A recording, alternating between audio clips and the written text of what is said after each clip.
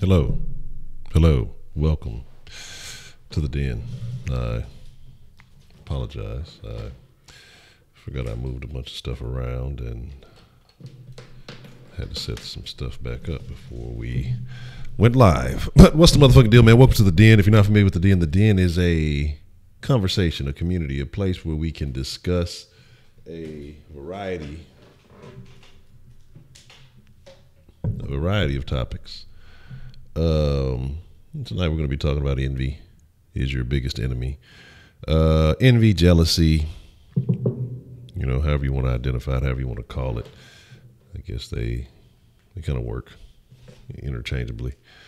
We're going to talk about that and why it could be the worst thing happening in your life. Sorry about that. I think everything should be back in order. I've been doing a whole bunch of rearranging, not just physically, but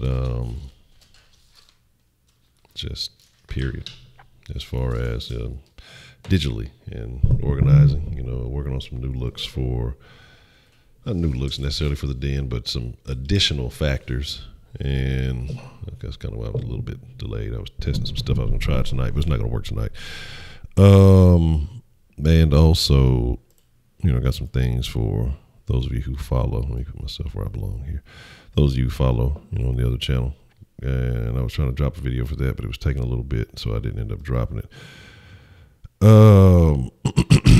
But let's see what friends at the end are joining us this evening. And like I say, we'll get into the conversation, man. There's plenty to talk about, and we will discuss it all. Heidi, Jaja, Era White, Persuasion, Baker Man, what's the motherfucking deal? Let's see. D-Love, Wink, what's the motherfucking deal? Herb Gotti the Don, Cool Amber, what's the motherfucking deal? Dr. Rabbit, always good to see you. Kellum Boys, what's the motherfucking deal? Beyond the Funny Nigga, what's the motherfucking deal? I don't even want to talk about the Patriots. We don't talk no motherfucking sports in the goddamn den. But what's the motherfucking deal? I hope everybody is well. I hope everybody's doing good. So I used to fuck with a broad name. Maybe she spelled it too. Oh, that's even worse. Oh, goddamn. Was she very jealous? And if she was a jealous person, was it justified? But again, if you don't know about the den, if you don't know how to follow the den, make sure you follow the den on all the proper social medias. Den Show Live on Instagram, Twitter, and Facebook. You're obviously watching on YouTube right now. So, YouTube/The Den Show. Or you can just go to denshow.com, thedenshow.com. If you want to tell a friend about the den, just tell them to go to thedenshow.com at 10 o'clock. And they can be a part of all the fun and festivities. So, again, like I said, a lot going on. Like I said, just expect some freshness coming up this week. I've just changed my strategy, and like I said, it's just about improvement. It's about always getting better. And again, so I hope you all are well. Yes, I know that game didn't go, in the direction we wanted it to, not even remotely close. So it is what it is. But again, so like I said, man, talking about envy, talking about jealousy, talking about why it's such a bad thing.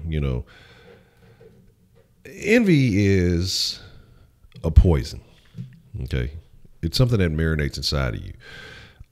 If you let it linger, you got to check it. You got to check it quickly. They talk about the green-eyed monster of envy or jealousy or whatever else it is. And I just noticed that when I was doing the thumbnail, I never realized that Scar had green eyes. Fucking that makes complete sense. He was always jealous. He was jealous of everything. He was jealous of fucking Muthaf. He was jealous of fucking Simba. Probably jealous of the goddamn hyenas too. I don't know. I think Scar was kind of suspect. My Scar wasn't never fucking with the hoes. He was hating on the hoes. He wasn't never fucking with the hoes. But anyway, I ain't never pay attention to that shit, man. Never ever really noticed that shit. But it will stay there in a hat. We're gonna start doing some stuff though. We may start doing some cool things in the den to make it more entertaining. Hyde was the first crackhead. Scar had a kid. If he did, I didn't. Hey, it happens. Look, I don't think I've seen any of the Lion King follow-ups. I just stayed true to the OG Lion King. I don't know about them other ones. But again, so you look at it and you look at jealousy and you say, well, what causes people to be jealous? You know, they look at something that somebody else has and they say, man, I want that. I want what they got going on. I want what they have. Is it right? Is that a form of motivation? No, I don't think so. I think if you're not actually using that to say, hey, you know what, that person got it, I can get it too. I don't consider that envy. I think that's, you know, what's the proper word for it? Maybe a realization, you know, maybe it could be, that's more motivation. But when you sit here and say, you know, my life sucks because I don't have this or have that, or these people have this and they have that and I don't have it, but you don't do anything about it. Again, you marinate in the deficits in your life. No, don't marinate in the defecate. That'd be terrible. But the deficits in your life, it's a bad thing, man. Cherokee, what's the motherfucking deal? Kenneth, what's the motherfucking deal? McVice, what's the motherfucking deal? But again, you know, you look at it and you say, what causes people to be jealous? What causes people to be envious? And I think there's a couple of factors, but I think it comes down to, excuse me. It's bad when you don't even understand your own handwriting sometimes, but it comes down to dissatisfaction. And it's not dissatisfaction with their life, really. It's really dissatisfaction with themselves. Again, it's someone being unappreciative of what they have. It's someone who doesn't take the time out to realize, you know, the good in their life because they're seeing everything else that other people have is better, or it's more improved, or it's something, you know, more special than what they believe they have going on. And if you do that, you spend your whole life being jealous, you know, you'll always be unhappy. But what the funny thing about envy and jealousy is, you know, we were kind of talking about this, I want to say the other day, and we were talking about people who are envious of people with nice things, or people who are envious of people in relationships, or people who are envious of, you know, people who have certain talents or skill sets or in certain positions in life. These are the same people who don't want to do any of the work or any of the effort that it takes to get there. Somebody has a good relationship. No relationship is perfect from the get-go, and it's just always working. There's going to be ups and downs. You know, that's a thing that you work at. And you tend to have to work together to make that happen. And if you're an envious person, you're a hard person to deal with because you're always looking at everything else and expecting it's just supposed to come to you that way. I think there's a lack of understanding with people who are envious. But if you're envious of somebody with money, you're not seeing the work that went into them getting the money or having the nice house or the nice car or whatever it is. And it could be somebody who just, it got handed down to them. And that's fine. But you don't see the work that the person who was able to hand it down to them did. You don't see the work that was done prior to that situation. You know, you just see the outcome. And there's a lot of people who just see the outcome and justify their feelings of jealousy and envy. You know, it's also insecurity. You know, again, like I say, it's dissatisfaction, it's insecurity, but it all boils down to you. You know, it all boils down to who you are. And again, if you're not comfortable with yourself, you're going to be insecure. If you're not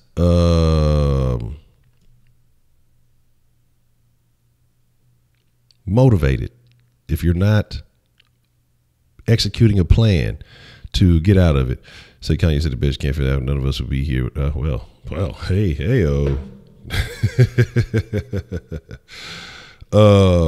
So again, like I say, you know, there is, all right, Miguel, yes, what's the motherfucking deal? You say, gotta get it? No, already, yes, sir. Kenneth, you ain't read the book in the first place. I don't be listening. I'm no longer listening to you. But again, like I say, you know, the thing about it is when you look at it and you only see the outcome, when you only see the outcome, that's how you end up on the Maury show.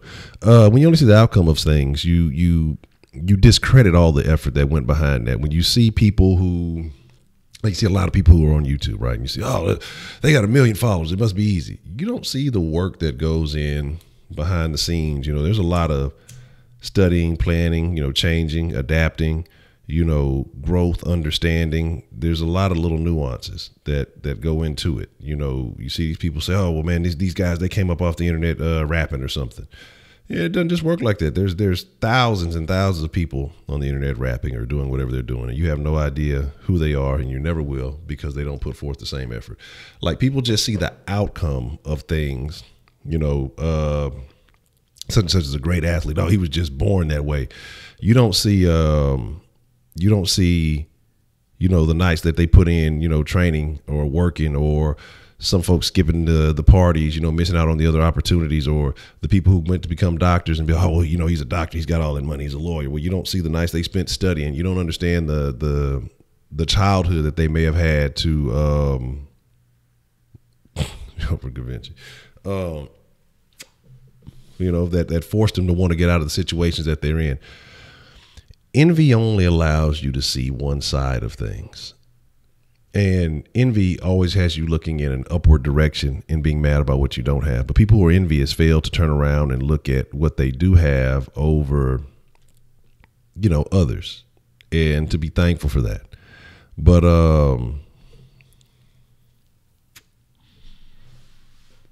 what I think I'm going to do? I'm thinking every time somebody mentions Blueface, I'm just going to block it. It's just because. But again, exactly. Envy is a feeling of grudging admiration for another's talent, integrity, personality, looks, money, or happiness. Envy often serves as motivation. I don't really does. I think the struggle is what I enjoy most, or the challenge. Yeah, man. I think that is what it is. Like I say, because let's be honest, we talk about people who won the lottery and they fucking lose it all, right? Because they don't know what it took to get there, and they'll never get it back. But a person who hits it big, in business, I won't say in sports, because if you only have so many years that you can capitalize off sports to make money. If you blow it, you kind of fucked over. But a person who, say, started a business and they made it big, made millions of dollars, and then an unfortunate situation happens and they lose all of their money. Okay. That person knows how to go back and get it generally twice as fast, because they know exactly what level they need to get back to create that kind of success, as opposed to, when you're on that path and you're figuring out, okay, well, I need to do this. Well, maybe this will work. Well, maybe that'll work. When you have the blueprint, you can figure things out much faster. When you've experienced it, you can figure things out much faster. And so I do believe that, you have to have those things. And is there a benefit of envy? And then here shortly, I will open up the Denline and we'll take some calls. Is there a benefit of envy? If molded the right way, if you realize why you're envious, if you realize that you're envious, period, either you can, check yourself again. We talk about self-auditing. You could do a self-audit and say, okay, hey, this is a problem that I need to fix, and what other problems do I need to fix? Or you take that envy and you realize, hey, well, again, like we talked about earlier, if they can get it, then I can get it. But I think being in the mind frame of being envious is not good. You talk about why people do things out of envy. That's why I say I don't really respect jackers. We talk about hustling and whatever it is, legal, illegal, whatever you do. One thing I cannot stand is a thief. You know what I'm saying? I cannot stand a thief, because a thief is just an envious person. They want to take something that, someone else earned, put in the work for. They don't want to do the work, but they want to have it. That is envy that is motivating you to do those things. I've never seen anyone steal one of your jokes, Heidi. I believe you are the stealer of the jokes, as far as I've recollected. But again,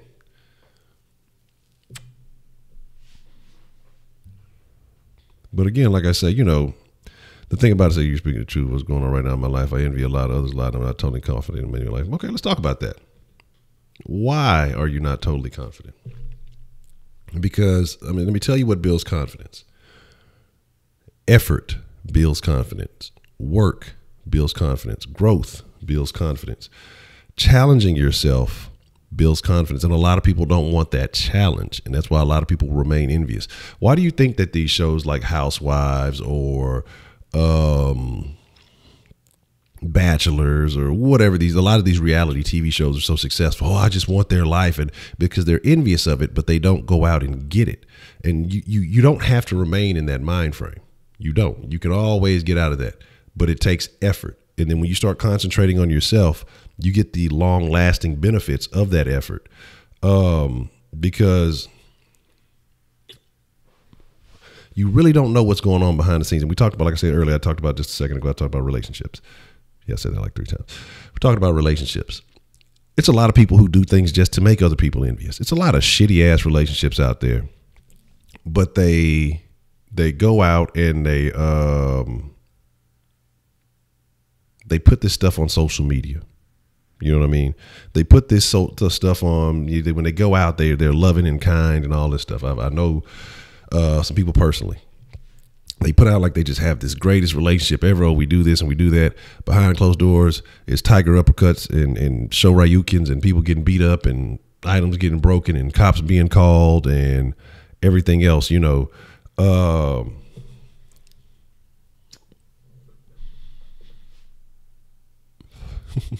rabbis.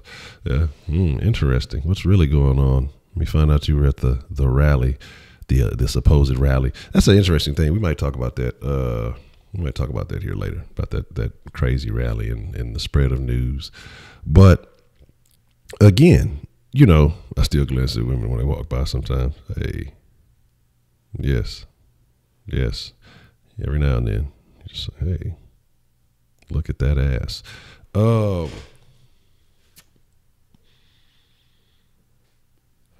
Make you ball up your fist like Arthur. But that's what I'm saying. The thing is, a lot of people put stuff out there, but it's fraudulent. You know, a lot of people, you look at a lot of rappers and things like that. Some people do things to make you envious, because then that's the insecurity within themselves that they, you know, that they try to portray in a different way. But again, like I say, instead of putting forth the effort and really owning it or really having whatever it is, having what they haven't, they would rather make people envious and live a fraudulent lifestyle. So again, fuck all that envy shit. You look at someone, you look at something, you say, okay, hey, that's what I want. There's nothing wrong with wanting something, but you don't have to be envious of somebody else having it and you not. Again, it could be a level of power. It could be a level of, you know, status. It could be finances. It could be anything.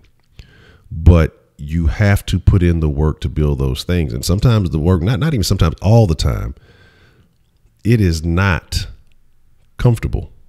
You know what I'm saying? It's not comfortable, because if you were there, or if what you wanted was within your comfort zone, you'd have it. So obviously you have to step out of that, and you have to put in more work than you've ever put in before in your life. You have to set a goal, and you have to be constantly moving towards that goal, and you know how you're going to attain that. Exactly.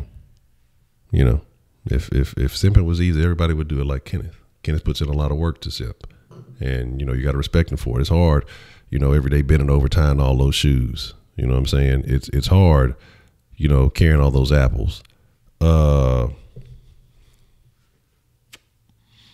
Women do get envious about weaves, though. That is somebody, even though you're joking, it is a true thing, though. It is a true thing. I've seen it. So light the gas, goddammit. It should have lit up.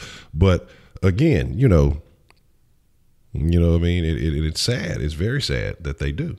Because again, when you know about substance, when you know about what's real and what's fake, the fact that you get envious over something fraudulent is sad, man. Motherfuckers be weaving up, taping weave to their forehead and shit, calling that shit bangs. That shit is not legit. But again, you know, Sam's probably making all the jury. But again, like I say, man, you got to have goals for your life. You got to avoid envy, because envy will ultimately be your downfall, especially if you're not using it, if you don't use it as a stepping stone. And once you use it as a stepping stone, you get past it. You no longer have the envy, because you start seeing the goal in mind. You start focusing on the outcome, not the feeling.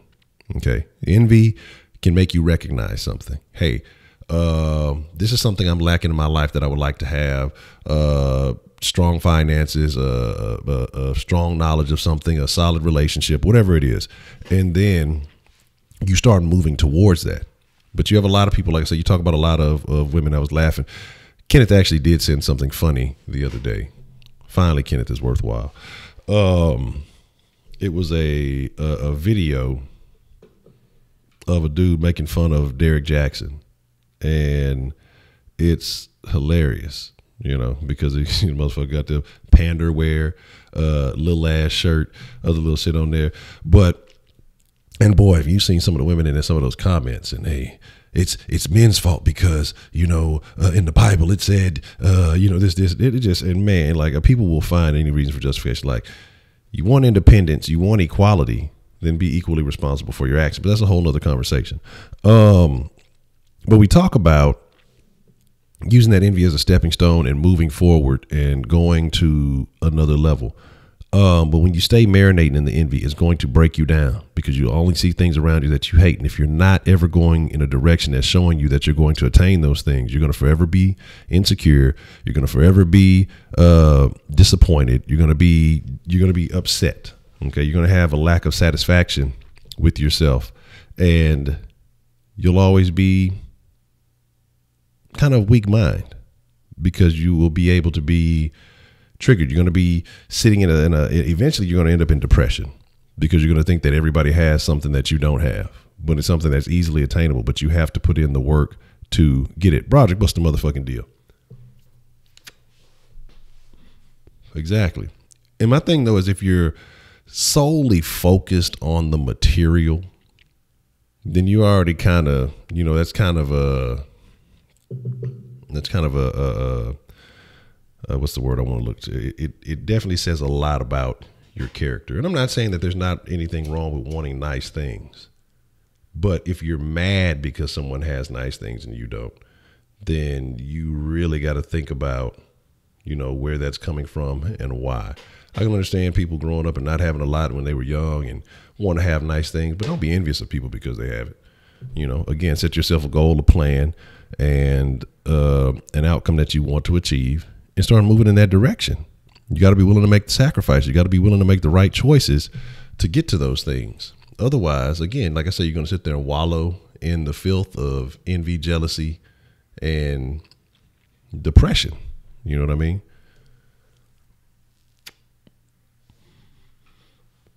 Exactly. Like old buddy off hater. Off hater. God damn. Old buddy off belly. You know what I'm saying? And just hating for no, I don't like that. I don't like that right there. You know what I mean? Banana eating motherfucker. And bananas are great. Put a bad rap on bananas for a few years. Hating ass nigga. But again, so we're going to be ready to open up the line here. We're going to talk about it and give you just a second. But again, potassium makes you a hater. Is that a fact?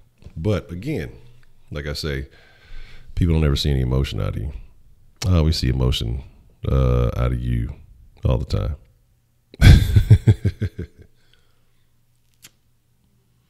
Did I say sauce line or did I say the Denline? Nah, I'll be mixing them up. I'm just going to open up the line, goddamn. But again, like I say, you know, there's a lot of things that you could experience. Envy should never really be one of them. Or if you do have envy, it shouldn't be for very long.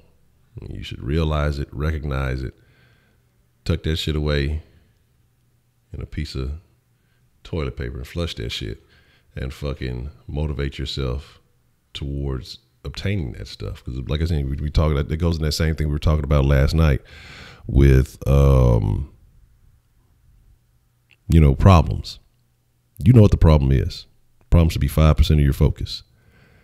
95% of your energy should go to the solution, and the solution is moving towards what it is that you want.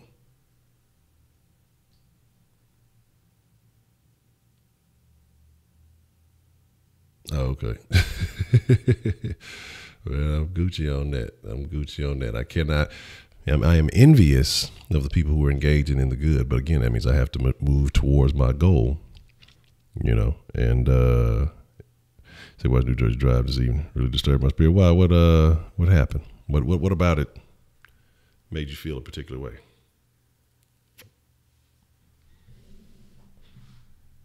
Yeah, you are pretty much a lazy ass German, Heidi. Arnold Schwarzenegger would be disappointed if he knew you personally. But again, like I say, you know, I guess let me open this up. But ain't no fucking bag. You ain't securing no goddamn bag. You ain't getting to the money, Kenneth. I hope you are, because you made a comment the other day about the camera thing. And man, that's not a hard goal to obtain. If you really own it, you should be able to make that. Honestly, if you grinding, you should be able to make that. You know, especially in high school, you can make that in a week, man. If you're doing what you're saying you're doing, or you come up with some other type of strategy. I mean, you can make that happen if you got goals. If you got goals and plans, I mean, that's not hard to do. You know, you better figure out a way to make them little niggas come off that allowance. Be like, shit, you know, I'm trying to eat, son. All right, hold on one second. What's the motherfucking deal? Who we got calling into the den this evening? Hey, it's your boy Josh again, man. Josh, what's the motherfucking deal, Josh? What would you like to drop in the den tonight, man? All right, man. But about envy, man, I always take envy as a thing like this. I'm always of a glass, you know, half full type guy, still glass half empty type guy. And if it's like, you know, because I'm, you know, people like to have nice things. Mm-hmm. People like to have things where it's just like, okay, it shows that you have a better status. And like a nice car, a nice house, that's something I like to have. But my thing is this: it's just like, if you're really, you know, if you really want something, you can get it. I mean, especially if you're my age, going to college, going to school, you can set your own path. You can pretty much have anything in life that you really want to have. It's just the choice is yours. It's just really up to you. So, I mean, me personally, I don't have an envy problem because I know I can put myself in a position to get anything I want. So it is what it is. Already. I agree with you, man. And that's the thing. And I don't think anybody should ever really have an envy problem, because even if you down bad, and I mean, if you are in a situation where you're the lowest of the low, it's about changing your mind frame. It's about changing the way you think about things, and then changing your approach, and then giving it everything you got. And people can come up. People have done it 1,000 times before, and it'll happen 100,000 more times. But I agree with you, Josh, man. I appreciate the call. True. All right, man. Sure. All right. And yeah, man, like I say, it's just, you can have what you want, man. You can have anything you want in this world. If you want it, if you truly want it bad enough. You don't have to be envious of anybody else's spot. You don't have to be, you can buy a Cuban for $500,000. If you want to buy a $500,000 Cuban link, then again, I'll question your priorities. But if that's what you want, I'm hoping that you have all your other assets and things in line, and go for it. You can have it. I mean, you can have it. What do you got to do? Sell something that's worth $500 1,000 times, or do a job that will pay you $500 1,000 times. You can have it. I don't know. These rappers apparently do. They say they have $1 million chains on and this, that, and the third. We already know about that, but obviously they say they do. So your best friend growing up was always jealous of me when he carried that into adulthood. You're like, man, and you got to. And that's the thing. Let's talk about that. Let's talk about that too. Let's kind of go into that angle of envy and jealousy. Let's talk about jealous friends. Let's talk about jealous spouses or partners or whatever you want to call them, and how that can be toxic to those kind of relationships. Because you have these friends, or you want to call them friends. You want to believe they're friends. They hang around you. You know, you kick it, y'all, you know, you do things, you hang out, and they can be entertaining, but then you can notice ways about them that can be very sketchy. And you see how they approach other people and what they say about other people. That's what I say. I'm always very cautious of the words that people use and how they use them around me. And it makes me question, you know, their behavior. If they're a person that talks about other people a lot, when other people aren't around, then it makes me question, well, how much do they talk about me when I'm not around, you know? So I think that's a very important thing you got to pay attention to. Again, if you have a spouse or a partner and they seem to be very jealous, like so you have a lady and she's just always talking about other women and what other women are doing and other women's this and that, what they have and what they don't. That can be toxic for your relationship, especially if she's a materialistic woman. You see a lot of these women who go crazy because they see certain women get married. Envy, marriage is the thing of it's the cause of a shit ton of envy in America. It's a lot of unhappy women. It's a lot of women who made very bad decisions early on in life, and love what's the motherfucking deal, and then they end up having, a bunch of kids or something and end up, being single moms. And then, they see the friend that didn't make those decisions who, kind of stayed put, and she may have done some stuff in her life, but she just never got pregnant or anything like that. She might have been she might have been hoeing it up and everything else. You never know. But then she settles down and gets with a dude and he does something nice for him grand. But then the one who was fucking around but fucked up 2 or 3 times and got knocked up, and she's mad because, she can't find that solid relationship. Well, you don't have the right necessarily to be envious, and you can't be mad at other motherfuckers because they don't want to take on your burdens and your problems. I think sometimes you got to accept. There are situations, I guess, where you may have to accept in life. And I'm not saying that there's no man that's going to get with a chick with 4 or 5 kids. I'm sure there are. But you got to be realistic, and then you got to change your standards. You got to change your goals and things like that.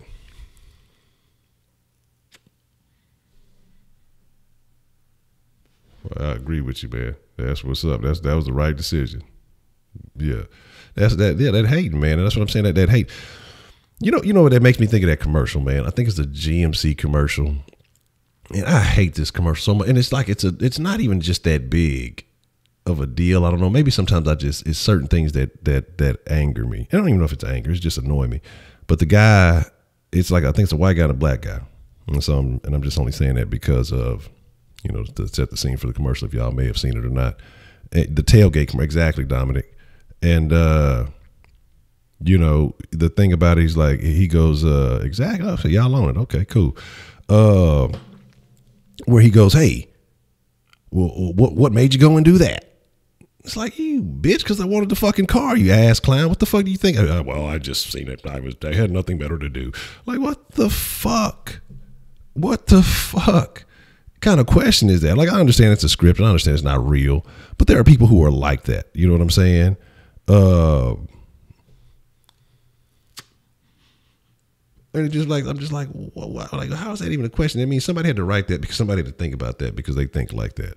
The new bitch running for president. Who you talking about? What's her name? Man, it's gonna be, you talking about Harris. Warren is out there. I know Harris is out there. I'm pretty sure that Booker dude, you know what I'm saying, is gonna run. Yeah. Man, all that, man, let me tell you why. We knew that was going to happen when the Kavanaugh hearings were happening. You know what I'm saying? Because you notice how motherfuckers, like, who's the Booker said, this is my Spartacus moment. Like, who the fuck says that? Like, that's why I say, just sometimes, man, in the government, there are some fucking clowns. You know what I mean? And it's just like, this is my Spartacus moment. And nobody's supporting your bullshit. Again, yeah, that's what it is. They just propping up a bunch of motherfuckers that's going to make it easy. Because right now, I'll be honest, if I was a fucking Democrat or whatever, I'd be looking at the offerings that are available right now and say, man, we're fucked. We're fucked, man. It ain't happening. Yeah, again, like I said, it was something else about her that she was on some shenanigans. But like I said, she's on some bullshit. She always pushes, like, again, people aren't buying into that. Are you going to create jobs? Are you going to make sure that we have a way to feed our families and the way that we can thrive and survive or whatever else it may be? If you come in here talking about some bullshit personal issues, don't nobody give a fuck about that.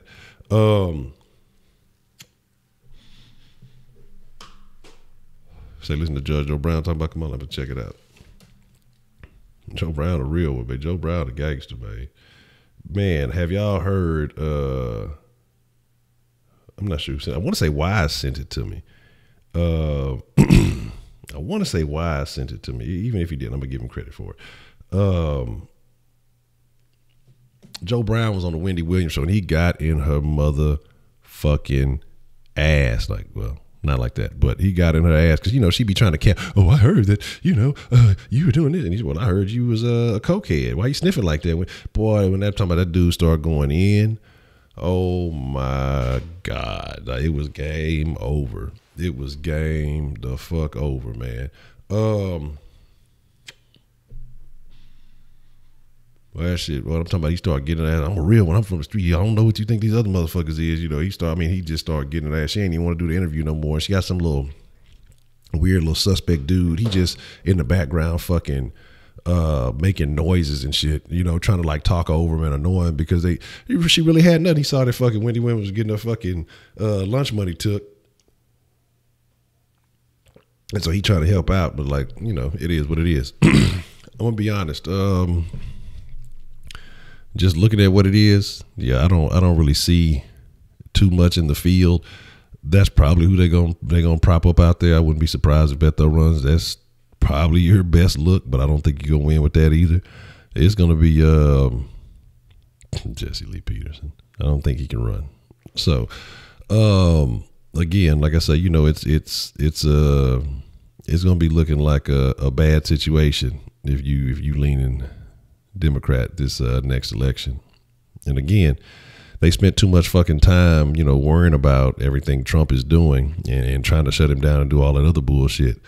Like, instead of finding somebody who's going to be worthwhile to compete. So right now, everybody thinks because, well, he wasn't even a real politician. Everybody's going to think, excuse me, that they can throw their hat in the ring. Nobody's voting for any of these people. You know, they saw the love that Hillary got, and there's going to be a lot of women who think, well, I can do it if Hillary did it. Y'all not going to have a shot. Hillary got a lot of attention on the strength of Bill. They ain't got no Bill support. And then again, even with Hillary's old shady tactics, who she really shouldn't even been the fucking nominee, but it is what it is. It's going to be a bad look. You know what I'm saying? It's going to be a real bad look. Well, I heard your name isn't even Dominic, so how about that? But again, jealousy, envy, you know, talking about relationships, you know, we're talking about women who are marriage. I was saying, yes, I was talking about earlier. Marriage, and how marriage is a thing that creates a lot of envy for a lot of women. And that's the thing, like, you got to look at your own party. And I said I'm trying to get away from it, but you got to look at your own party and realize how they're doing each other. And you think that y'all are going to win? The way Hillary basically undermined Bernie and his bid, that was y'all's really your best shot. Because motherfuckers just don't fuck with Hillary. And so that's what fucked her over too. Again, you know, maybe she should have campaigned in states where, you know, it was crucial. But again, she just ignored wherever she lost those primaries. She wasn't paying no fucking attention. She's like, well, fuck it. She just thought she was going to win it all. Listening to a bunch of feminists on the internet thinking that was going to be the move. Sorry to disappoint you, but she still thinks she's strong. I should have won. What's the motherfucking deal? Who we got called into the den this evening? Thanks, man. Josh gave me that, but anybody ain't calling out the topic, but about this one, man. Man, I feel like, man, and this is what I hate, because I don't want to see Trump in this mug again, but it's going to end up happening because, see, even that Pelosi person that came and said that this is the way to go, because I know if you notice how that House, that midterm election, how the Democrats won the House, and I was telling my dad and everybody else, I mean, that's smoke and mirrors, because I told people, I said, if you really think the Democrats are going to win rural areas in the election 2 years from now, then you smoking something, you on coke, and you need to tell me where you, like, you need to tell me where you get your stuff from, because you need to let me know, because that ain't happening 2 years from now. So she was telling us how white women are the way to go, and I'm like, no one's voting for that. So, like I said, man, I see someone like Kamala Harris getting propped up. Trump is going to expose him. And all of a sudden, that super delegate fact is going to put into it, which is, anybody didn't know, the Democratic Party has people in Congress that helps pick who the nominee is along with the voters, which I think is dumb as hell. But it is what it is. They're going to prop her up. She's going to go ahead, run probably against Trump, and then Trump going to get blown out again, and we might as well give him the keys to the White House already. Because I don't have faith in this shit, so it is what it is. Already, man. I agree with you. Like I said, it's gonna be a whole lot of bullshit. Again, I doubt I even pay too much attention to it because we could tell what the outcome is gonna be. It's not a good look for the Democratic Party because I mean there's no strong name out there. There's no strong candidate out there that people are going to gravitate behind, and there's so much divisiveness on the Democratic side that they're going to nitpick at every single, candidate for some reason, and there's going to be too many people separating on the issues. And on the Republican side, everybody basically united for the most part. Everybody support each other, whether they right or wrong. They supporting each other, and so that's what's going to benefit Trump over any of these Democratic candidates. And what's so sad is just like and it's going to turn these young voters off because God forbid if a Bernie candidate come out of nowhere and they did him like they did Bernie again, young people not going to vote, and that's really going to be the nail in the coffin. Like that's going to be the end of it. But yeah, but I'll hang up, man. All right, man. Appreciate your call there, Josh. Man. Wise, was it you, Wise, that sent me the Joe Brown and Wendy Williams video? I was just talking about it, and I was saying that shit was hilarious. It was gold. Wendy Williams. Let's talk about Wendy Williams. Wendy Williams makes a living off of envy. You know what I mean? Being envious, talking about envious ass news and divisiveness. And so, the boy Wendell, and they went for 23-13 in a high school game. And I can't lie, fucking Tommy Sotomayor, he's funny. I don't really fuck with him too much, like I used to listen to him, but that motherfucker is, I can't lie, that motherfucker is funny. But again, 335, what's the motherfucking deal? Dog, man, Joe was giving her the business. That little weirdo that she had in the background, he was trying to do a bunch of shit. Man, I don't know nothing about no Wendy show. She need to put herself as a hot topic. I know that. She ain't talking about her shit and her husband with the side chick, with the side house, with the side family. But she's sitting there trying to run up on everybody else's business. Man, that bitch built like the letter P. Today's Sesame Street is brought to you by the letter P. And so, my thing is, it's very unfortunate. It's very unfortunate. But see, again, like I said, you make a living talking about everybody else's business, but you got more drama than a little bit, you got more drama than a little bit going on in your life, but you don't want to speak on that. But yet you have a crowd full of women who want to hear all this gossip about everybody else, who want to hear all this shit about everybody else. And transvesticate. Wendy Williams don't do shit but talk about it. She was like a shock jock, basically. That's all she's ever been. Yeah, watch the video. It's very entertaining. She's a shock jock. And that's why I say I don't like Charlemagne, because Charlemagne came up under Wendy. Charlemagne came up under Wendy Williams. And, that's why he is the way he is, a fucking clown.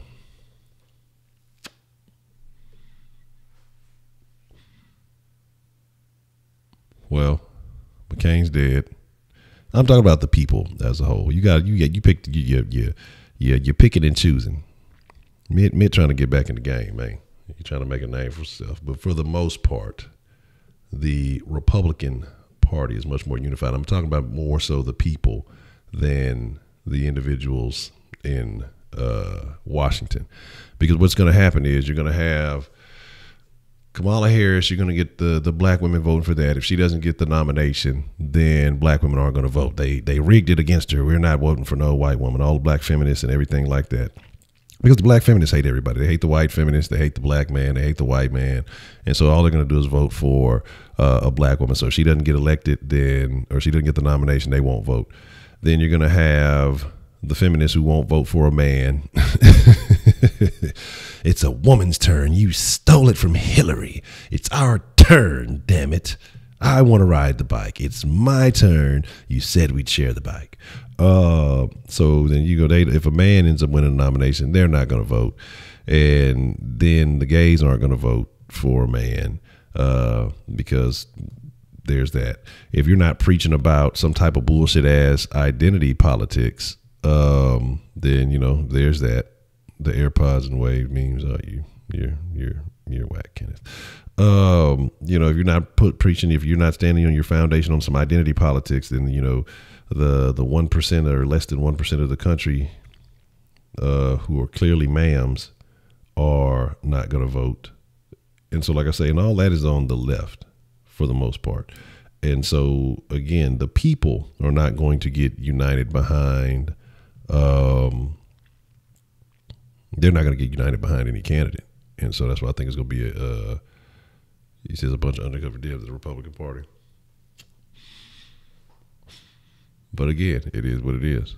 Say black friends will throw black men on the topic. Exactly. Oh, man, all the fucking time. All the fucking time. Some shit, see what it was the black man shit. Man, the nigga, we was going through the same shit you was going through. We was getting the brunt of the shit, you know, like, come on now. Like, we was on the front lines getting the shit. Y'all, you know, and I'm not saying that they had black women more support shit, but come on, man. Like, motherfuckers acting like, you know, hey, I mean, we were all suffering from the same issues. Let's see. Kenneth has a question. I didn't even see it. I'm not even going to go back and look for it.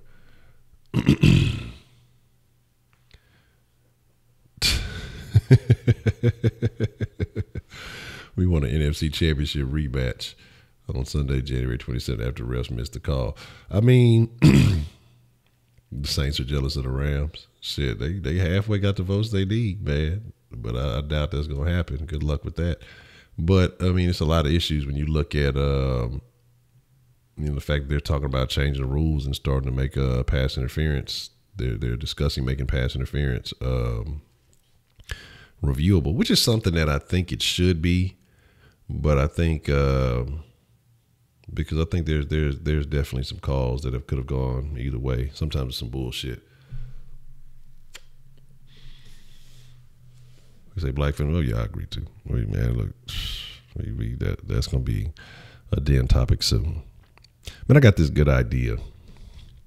I got a real good idea. I'm not gonna tell y'all what it is, because if I do it, I know for a fact it would definitely bring, I don't know, I ain't on a gumbo good in a bitch. It would definitely bring some attention to the den, but I think the attention that it would bring would be it might be an even mix of positive and negative, but you know, the negative voices always outweigh the supportive voices. And so I was like, I'm debating whether or not I should do it. Because again, like I said, it would bring some very good conversation. It definitely brings some very good attention. All attention is good attention when you control your platform. When you control what it is that you do, it is. When you own your brand or whatever else it may be, it is. But when you're on a platform like YouTube, where any little thing can get you, say, one penalty challenge per team in the final 5 minutes, right? That's interesting. You know, when you do it can be good or bad, because like I said, we were talking about the people who will spend their time to go back and comb through all of your stuff, and you know, you bring that kind of attention to the den, you're going to have a lot of those on the other side are going to go through combing through a bunch of den. And you don't have to comb very far. You don't have to comb very far in the den to find something that somebody's going to perceive as some type of slight or attention.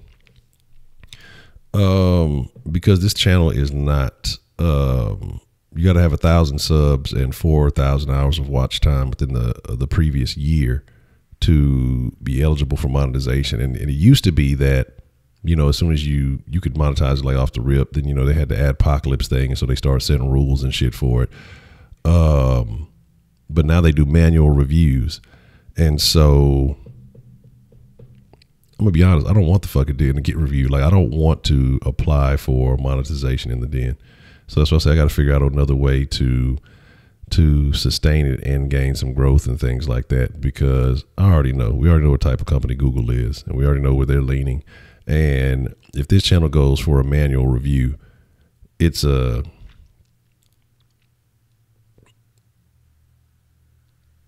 92% chance a particular type of person who I'm sure would find some type of offense in some of these conversations, you know, and so that it would most likely not only not get monetized, it's a good chance they would try to hate on it and say, you know, try to strike it down. No, it's not 400 hours. It's 4,000 hours. It's I think it's 4,000 hours because I forgot what that equals. Even if it is, you know, 1,400. I mean, either way it is, like the den's watch time is good. Like I'm already surpassed that in the den's watch time. That's not an issue within the last year. We've passed that, but it's the subs trying to get there as far as, well, EDP does some different kinds of things. So I don't know what EDP does exactly, and he has been shut down. And again, so that's why I say it's about,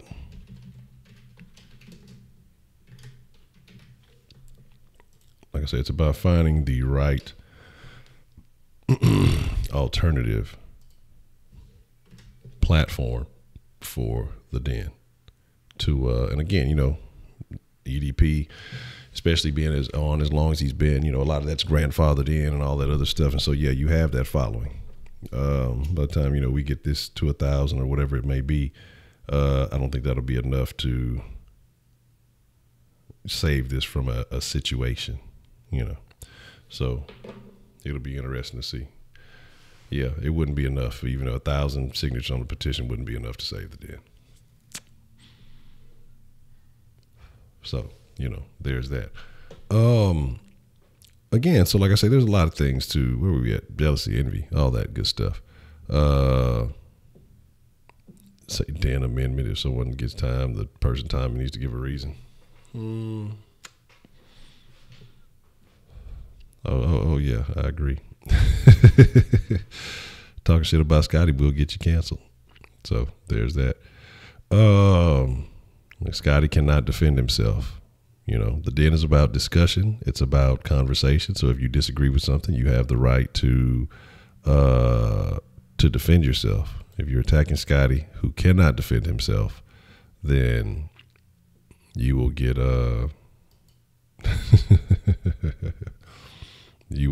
will get violated. Yeah, the whole screen and turn gray and shit. But again, it's a situation. The EDP is the oracle of the eagle sometimes.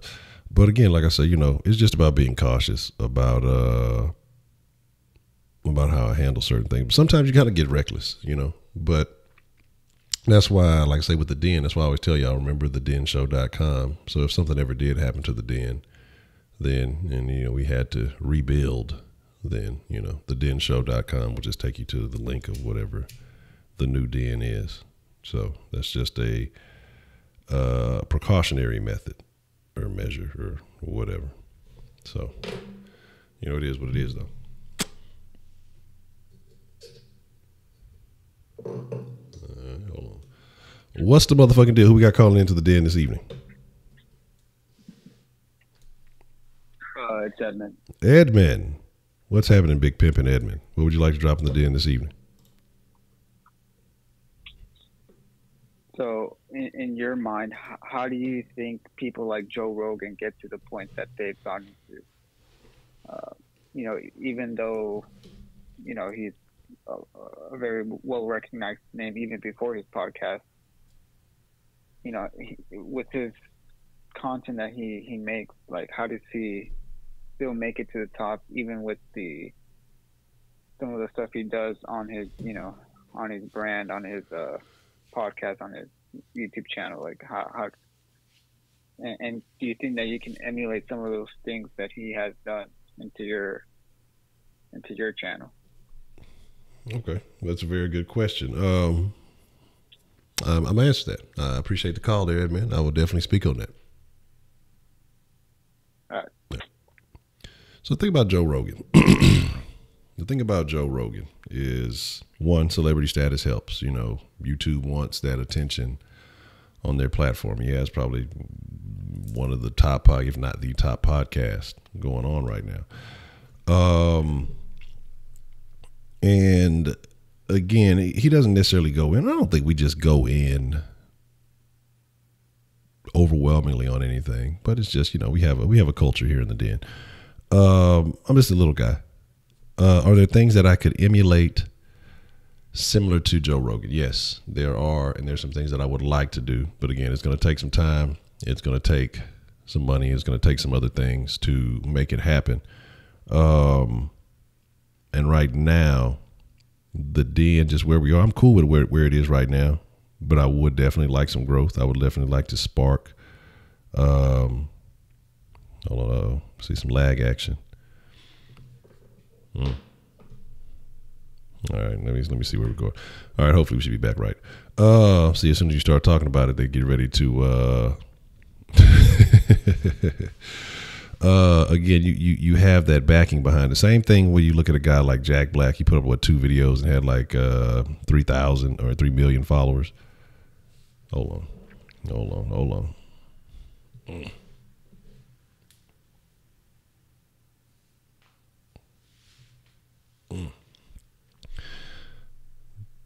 Okay, let's see what we got going on here. Okay. Yeah, did more than 1 8-ball in a session.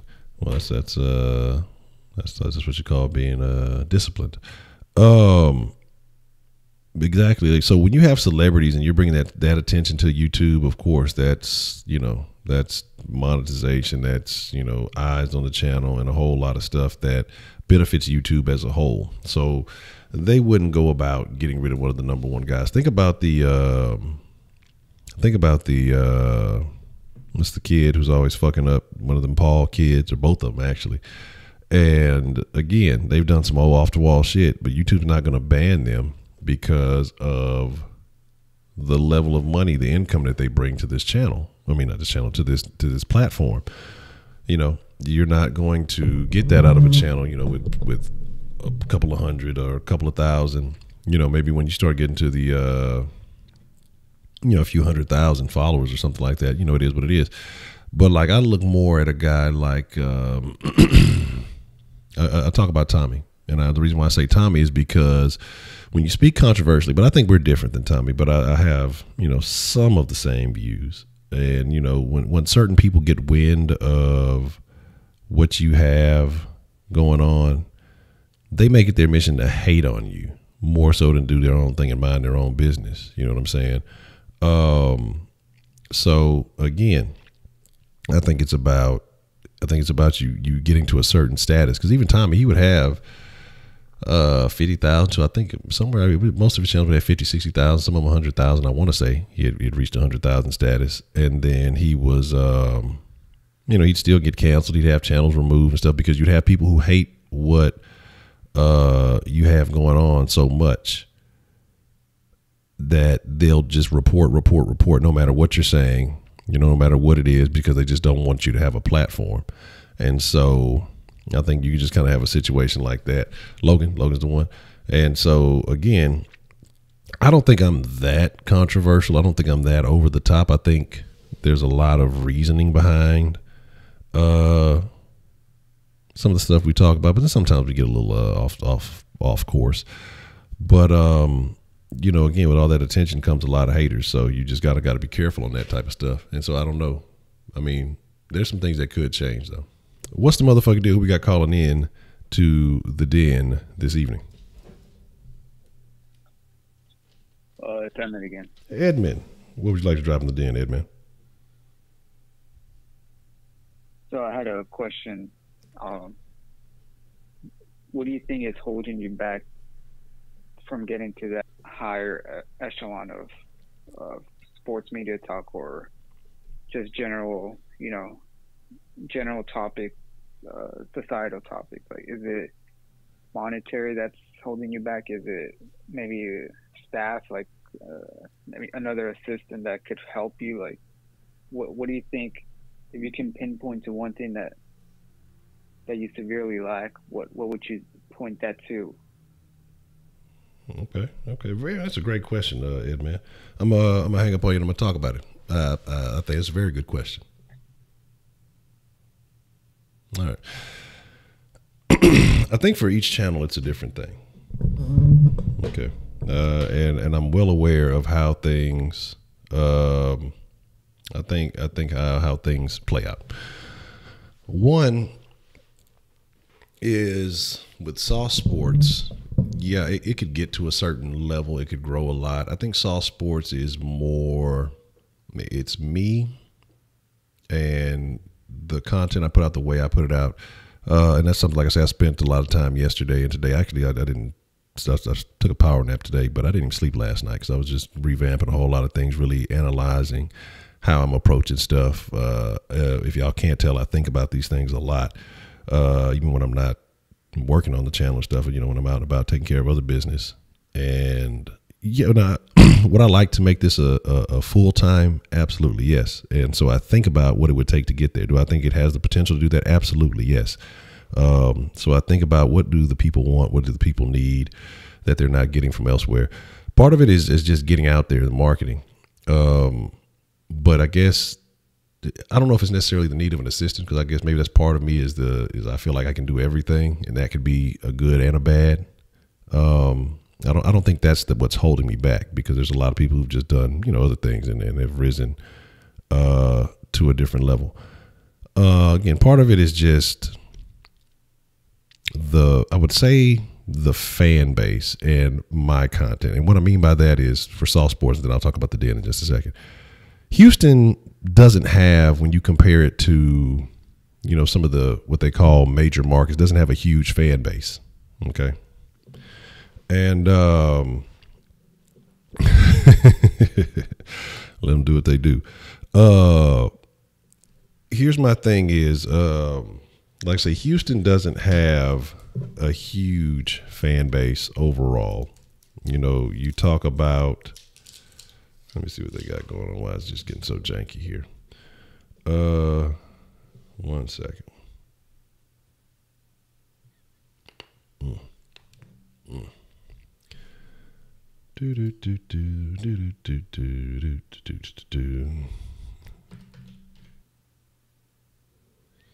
All right. All right.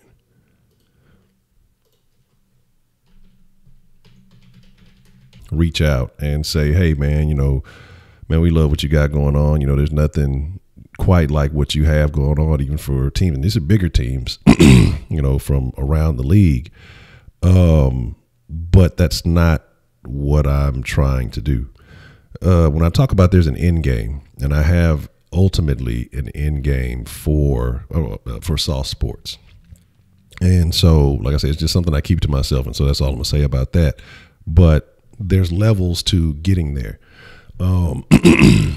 But I think with Sauce Sports, the reason the growth hasn't been where it needs to be, it's really on me. Because part of it was how I started out dropping short videos, and the growth was exponential. It was real fast. It was real quick. I had several thousand. I think I had reached like 3,000 the first year. And then you look at that year after that to like right now, it's only been maybe honestly about, 900 or so more people have come in. But that's me, because once I started doing the short videos again, the growth started going back up. The long streams, you got to think about it. If somebody doesn't know what it is and they look, okay, oh, I like the Texans, but man, fucking 2 hours, 3 hours, I'm not going to watch that. So part of that is on me being consistent with the shorter videos. And like I said, that's part of what I've been working on. I'm going to bring some new flavor to that tomorrow morning. Another part of it is, again, just the size of the Houston fan base is not the size of the Houston fan base is not very large compared to others. So there's going to be a certain level of growth. But again, like I say, my goal is not to be a 1 million subscriber person. Like, I don't care about that. That's not my shit at all. Like, I don't care anything about that. I want something for the people, where the people who enjoy it can come have the conversation that they want to have about the team that they love. That's ultimately the goal with that. But then, like I say, there are other things outside of that. So all of that is on me. It's really nothing to do with YouTube slightly, but again, there are ways to fix that, and all of that is on me. And like I said, a lot of that, you're going to see a lot of changes coming up this week. So stay tuned for that. Now the den is a different thing. The den's problem, and then you're right on Instagram.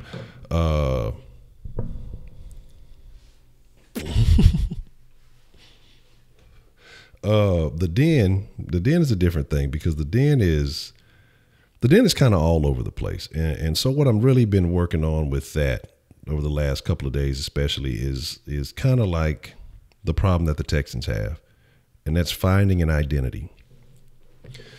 And so, you know, when they talk about, if you ever, you know, talked about business or starting something new, they talk about something called an elevator pitch. And the elevator pitch is, you know, if you had, you know, basically a ride on the elevator with an investor, you know, how can you explain what you do in a short time, maybe one sentence, two sentences at the most, you know, if you're trying to get some attention and you're talking to a busy person. I honestly don't have that for the den. Saw Sports is a Houston, Texas sports network, an uncensored Houston, Texas sports network. You know, all sports, only Houston. Simple way to put it. The den is, I want to have, you know, a place where people can feel free to speak on their opinions. But I have to figure out what it is.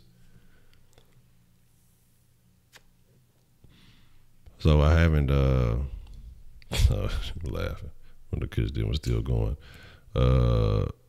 Just asked me to shout you out on the gram. Okay, that would be appreciated. Let me know what. Let's talk about it. Like I said, I pay like I weigh. Let's make it happen. And then, like I say, you know, I'm fat too. Goddamn. But again, like I say, I don't know if sometimes it's just me being overly analytical. I say, would you say that the den and the sauce can be too much commitment to deal with? Would you focus on just one show to access you to higher attainable goals? I've thought about that too. But I like them both. I like what the sauce is growing to become, and the potential for that. I think it has something. It has a way to something that can be special. But I feel like the den, honestly, if pushed the right way, and if we're talking about in the long term, could be bigger than the sauce could ever get. You know what I'm saying?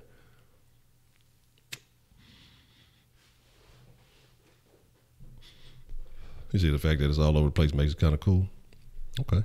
But like my thing with that is and I like that, because like I say, you know, the den is, here's my idea when I think about the den, even when I was talking about the Kush den, you know, when I was young or you know, you go hang out somewhere where it was cool to smoke, or, you know, when I had, you know, my trap when I was going out younger, we kick it in the den and people come through, we smoke or whatever and just chop it up, you know, play games or whatever else. I don't smoke inside anymore, but well, in the garage. But you know, it's like just like kicking it in the den. You know, that's where we're all right, Dr. Rabbit. You know, where people come and have conversations. You know, they used to talk about back in the day when they used to have those records. What do they call them?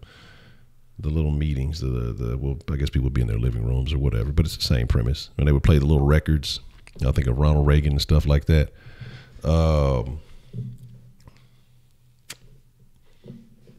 You know, something like that. You know what I'm saying? But my thing is, even with the short videos, and that's where my problem with the den short videos is who am I trying to attract to the den? Like what we have here is cool. I love it. I think there is diversity. I think certain people agree with certain things and certain people agree with others. And I think that, you know, the conversation, the exchange is very good. But what I mean by who am I trying to attract is like, if I put out videos, okay, what generates a lot of attention? Talking about whatever the hot topic of the day is. Okay. And I don't want to be on some academics type shit. I don't want to be on some talk about a bunch of rap. So I don't want to bring a bunch of rap heads in. but I don't really want to focus on entertainment. But entertainment is where you know, you get the views quick. Oh, such and such did this, and then people come in thinking it's going to be that kind of conversation. Excuse me, and it's not that conversation. You know what I'm saying? Because ultimately, I want people to grow. Okay, it says, if that's the case, then would you say a major problem is that you have no structure with both channels? For instance, you just go with the flow instead of having a set, defined schedule made up before the start of the week. That could be a thing. And the reason why with Sauce, it's difficult because you just never know what kind of news comes out. But again, that's why I've kind of gotten more consistent with, you know, Sauce at 7, Den at 10. I will take this call. What's the motherfucking deal? Who we got calling into the Den this evening? Damn, I can barely hear you. All right, hold on. Let me know if that's a little bit better. Yeah, that's better. All right. Okay, I think what it is people trying to overcomplicate this shit. I understand, and everybody in here should understand what the Den and what the Sauce is. Okay. And just to put it simply, Sauce is more like on the job, right? Yeah. You got one fixed thing that everybody cumulatively is trying to do. Okay, you're trying to make the business go ahead, or you're trying to maintain the business, which means basically we just don't talk about pretty much one thing and everything that centers around that. The Den is more like what happens away from work. When you get home and you have that conversation about maybe what happened at work, but everything that's going on outside of that too. You know, the societal shit. Yeah. So I think more like the Sauce is kind of more like work, and the Den is kind of more like home, which is fitting because the Den is a place in your fucking home. Mm-hmm. So to me, that just pretty much settles that. And the Sauce is, it's like you said, it's for fans by fans. Okay, so it's pretty simple. So if you try to make it too big, and then you get the corporate structure involved, it's gonna fuck everything up because it's not gonna be the true voice of what the fans, how the fans feel, and they won't be able to say what it is they want to say the way they want to say it. Okay, so that's why the Sauce is the best fucking sports show on the internet. Period. It's my opinion. I'm a little biased, but I don't give a fuck. But anyway, I wanted to speak on this politician shit she was talking about earlier. Okay. I was talking to my mama about this the other night. I really hate that we have political parties. I absolutely do, because the problem and the reason that shit never gets done is because everybody is only doing shit for the party. Which that's not the whole reason that your ass is voted in there in the first place. You're supposed to be doing shit for the people. So it shouldn't be no political party. You should run as a senator or a governor for your state. The only thing you represent is your fucking state. That's it. It shouldn't be nothing more than that. And so, because me and my mom was basically having a little debate. So, say for instance, a hurricane hit, right? And it hurt Louisiana and Texas. You know what I'm saying? So, the people from Louisiana and Texas, since we are a country, also known as a nation, those two states could work together in trying to help each other out. And then they could go to the rest of the country and say, hey, look, we got these problems going on. We need this, this, this, and this. The other states say, okay, we see y'all got a problem. We'll chip in and y'all get that handled. If this is what you need, we'll do our best to get that for you. And then there you go. That's the way shit should go. We should just basically just work for the people, not for a fucking political party. Because then I could put it into a better example, because it's foolish. It's stupid as shit. Trump want to build a wall. He wants $5 billion to start. A lot of people don't know that. It's not just $5 billion. $5 billion is the first down payment to start the shit. It's not the complete price. The Democrats don't want to do it because they don't want him to have credit. Now, a lot of people don't understand what that means, because supposedly Democrats want to build the wall first, but it was going to cost around $30 billion. But now that he wants to do it, they're not aboard because they don't want the Republicans to get the credit for doing it, which is stupid. So I don't agree with the wall, period, whatever. But if the majority of the population say, we want to fund and build the wall, then that's what we do. Majority wins. That's the way the country is. That's the way it is. So I understand that. So why couldn't just let the people do the vote, and then you find a way to get the shit done? To me, they should just handle all the fucking fine details.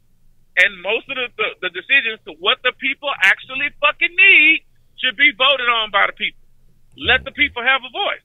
If we're supposed to be, you know what I'm saying, a particular type of nation. So the party system is fucking everything up because all they doing is just quabbling amongst each other, not quabbling, quibbling amongst each other, and never get nothing done. Once one side get the upper hand, they start talking shit because they got the upper hand about the other side.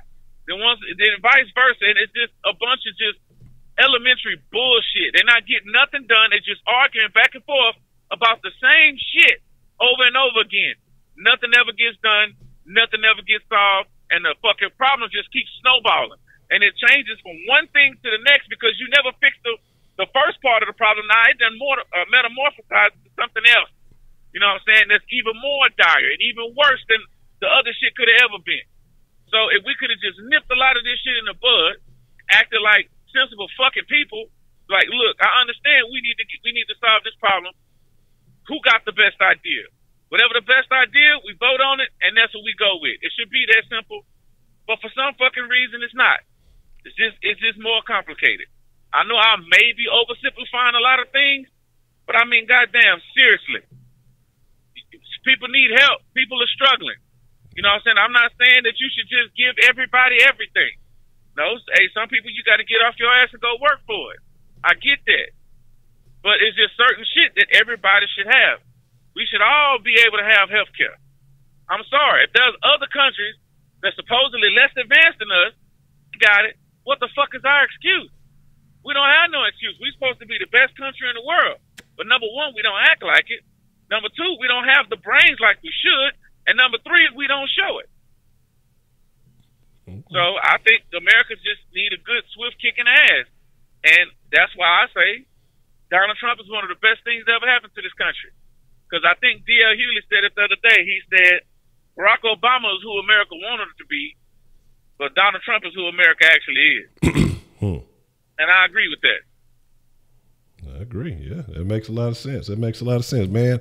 I'm gonna speak on that. You made a bunch of very valid and very interesting points on that, Jay Dizzle. And I like your analysis and your breakdown of the den and the sauce too. I agree with that too.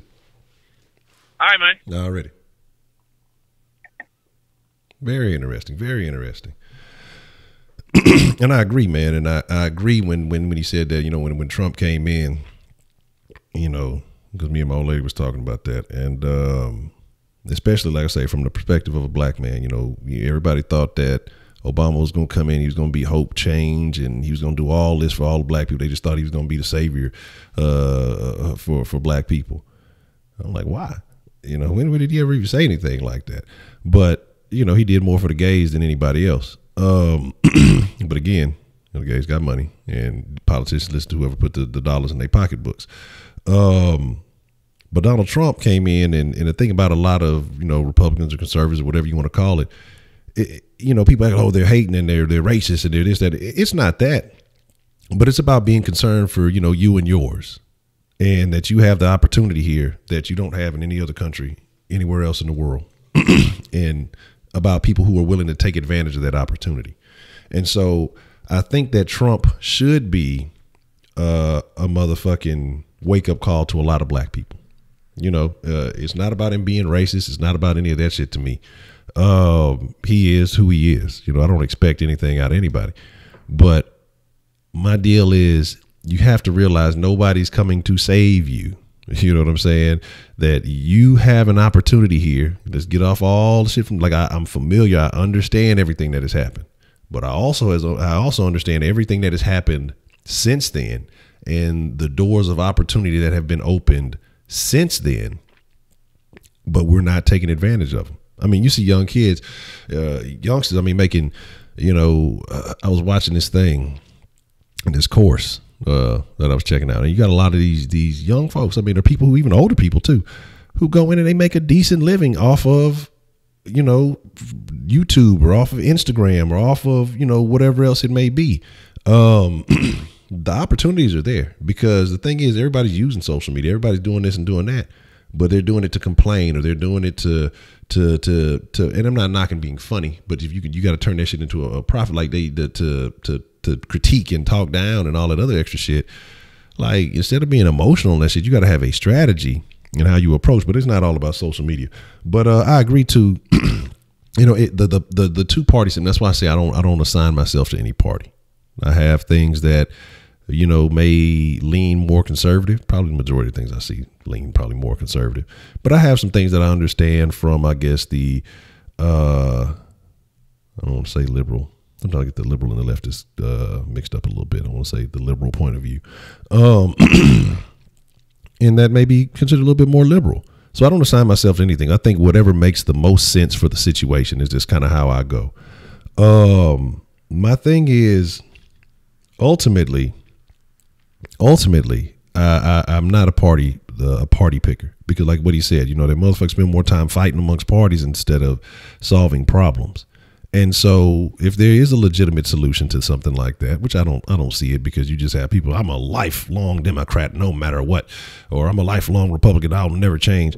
I don't think it's about that. It's about, yeah, your mind state is your mindset, but we all got to live here. Let's figure out how to make this shit work, you know, and it's going to be a little bit of give. It's going to be a little bit of take, you know, and then we got to minimize the majority of the taking.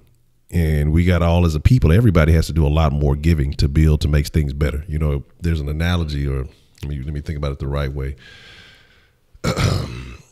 Actually, I can't say it right, but it was a picture, and basically it was you know, these people, they had spoons or whatever what it was, but it was like a big bowl or something like that. And the thing about it was the spoon was so big that you couldn't use it to feed yourself, but you could use it, you know, to help out the person next to you. And if the people would have, you know, one picture of the people in the bowl, they're helping, you know, the next thing, and they're all prospering, everybody's eating, everybody's doing good.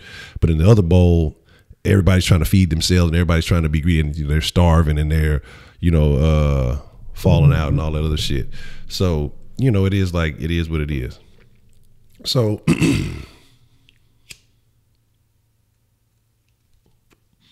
again, you know, it is what it is. But I agree, man. I agree that I think that Trump was a wake up call for a lot of people from a lot of perspectives. And I think a lot of people need to see that, you know, if they like it, if they hate it, then they need to do something about it.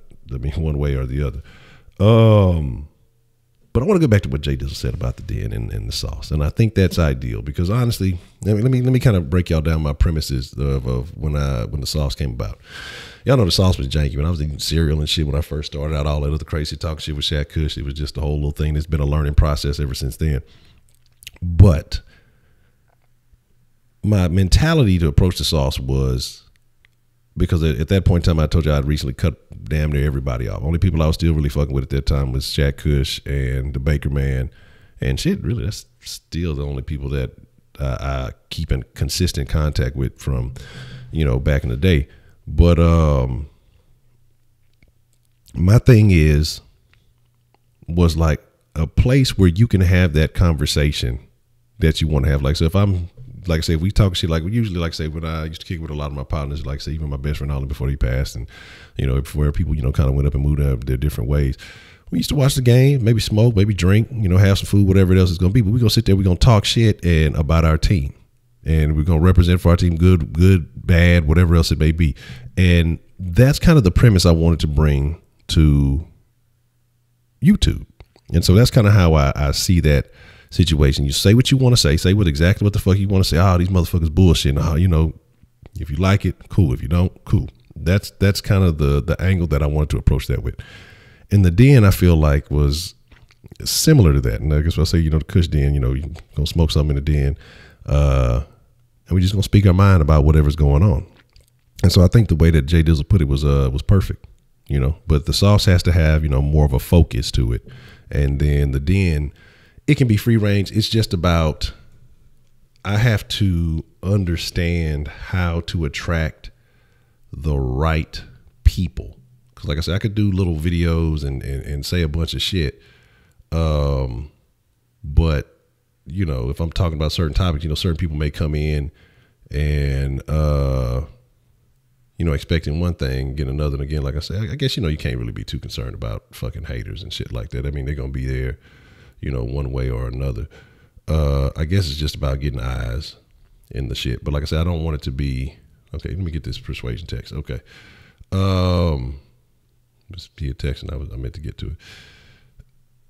Persuasion says, I think you're trying to do too much. You stream 4 hours a day, like every day. The content is Texans heavy. I tell you this because I respect you. I'm sick and tired of Texas talk. They're least deserving discussion, like the Rockets and Astros are doing amazing things. I maybe stayed 10 minutes at most in the past in a sports stream. And I understand that. Trust me. I understand that. And that's what I said I was working on today. That's what I say I've been working on a new format as to how I'm going to approach, how I'm going to start approaching the sauce. Because I'm going to be honest with y'all. Right now, the Texans aren't doing anything, and I kind of went back and I looked at the last few streams, and being honest, the conversation got repetitive, and I don't want to do that. But at the same time, yeah, you're right. The Texans are what generates the views, but at the same time, the Texans are probably out of the three major teams doing the worst. My Astros conversation is less than limited. Hey, I like that Altuve guy. Uh-oh, there's a bat. Hey, look at that. First base, second base, third base, home run, home plate, and home run fouls. Very, very, very, very limited conversation there. And so when it comes to the Astros, I got to work on that. You know what I mean? I have to work on that. And I've been doing a little bit, but again, I have to have a certain level of confidence in my own conversation to want to talk about something. You know, and then again, I'm the type of person, if I don't know something, I have no problem admitting, okay, I'm not sure, I don't know, I couldn't tell you. But I don't want to get a conversation on the Astros started and not really be able to contribute to the conversation. Like, I approach things, I handle things in a certain way. And I'm very decisive about the way I handle certain things. There can be certain conversations, it's certain things that I could talk about, even when it comes to the Texans, but I don't talk about because there's a particular way or a particular identity that I want the conversations to have. So I don't mind, if other people talk about it, it's cool, but I really don't get deep off into that because then it'll start changing the identity of things. What's the motherfucking deal? Who we got calling into the den this evening? It's Edmund once again. All right, Edmund, what would you like to drop in the den this evening, Edmund? As you were speaking about the sauce, I agree with what White texted in the fact that sometimes too much something can become oversaturated, and you start losing people, you start losing interest. And even though Texans will always be the number one interest in Houston, I think there's also so much other things going on besides just Texans. And I think just having a variety of different topics related to the Houston sports in general, I think, again, like you were saying, back to finding that identity, I think you kind of lost it. You became more of a Texans channel than actual Houston sports talks channel. And I think that's why you might have to go and reevaluate yourself and say, I have to go back to my roots and of where I used to be, where I said, this is a Houston sports channel, Houston sports talk, all Houston talk. And I think you have the personnel, like you have, different people in the roundtable that are good at certain sports. For instance, you always have Wink, who is the football analyst. Then you have someone like Hector and Ray who know a lot about the Astros. Hector knows about the Dynamo.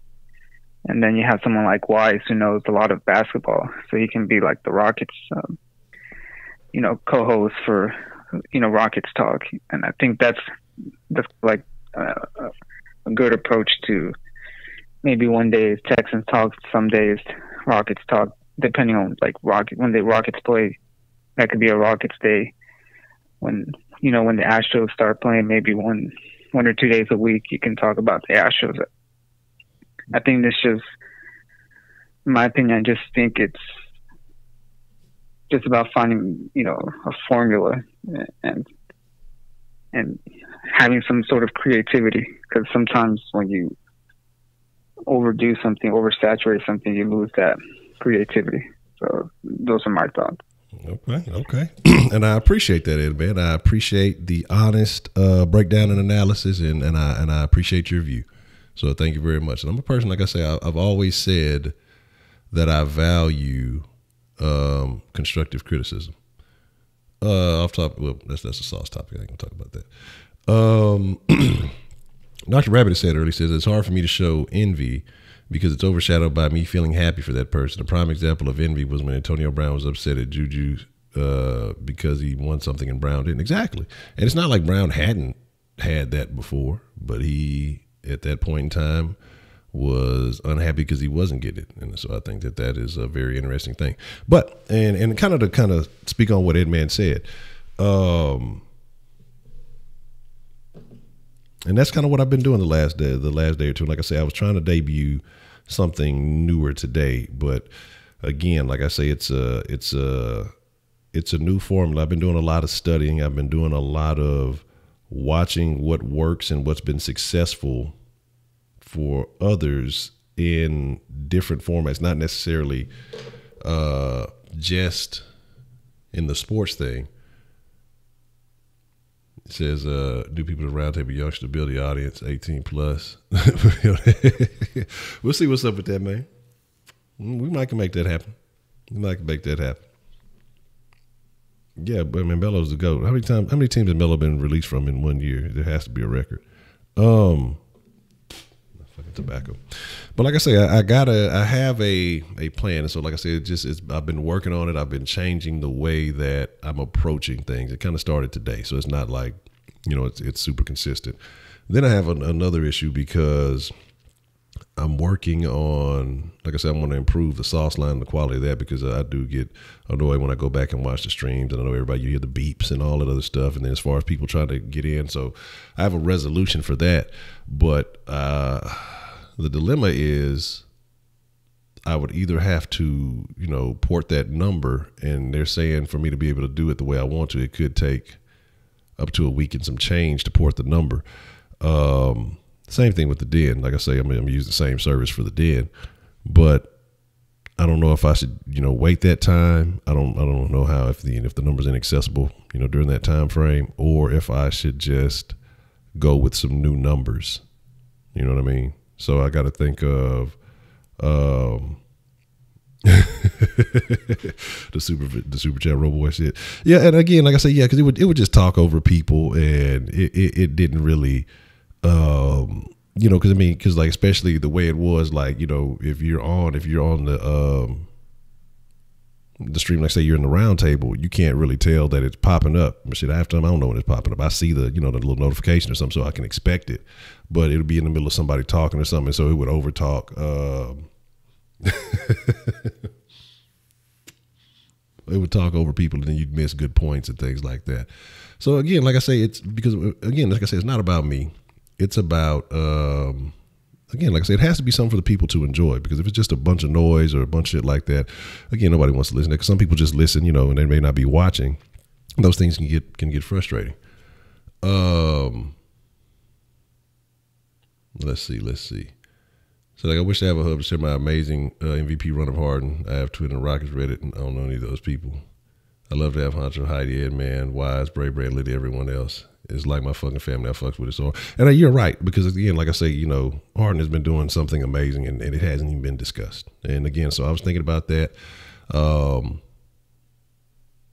There's another thing. Look at it. The last true fucking fighter with all unique things about the sauce. We got to keep the ingredients fresh and keep it saucy. Yes, it's true. But like I said, I've thought about this. So like, trust me. Like when I say I'm very observant of a lot of things, and it's just with me finding ways to implement them. And sometimes it's about finding time. But I think the new plan is going to work well. It's going to bring some fresh flavor to the sauce. It's going to bring that variety.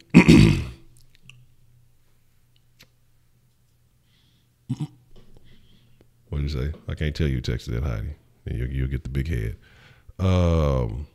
Say about the manager on duty tonight. They kept throwing cute smiles and shit my way, but I don't want to pay that shit no attention. She was playing all type of fuck. Yeah, don't get caught up. Don't let it happen. It'll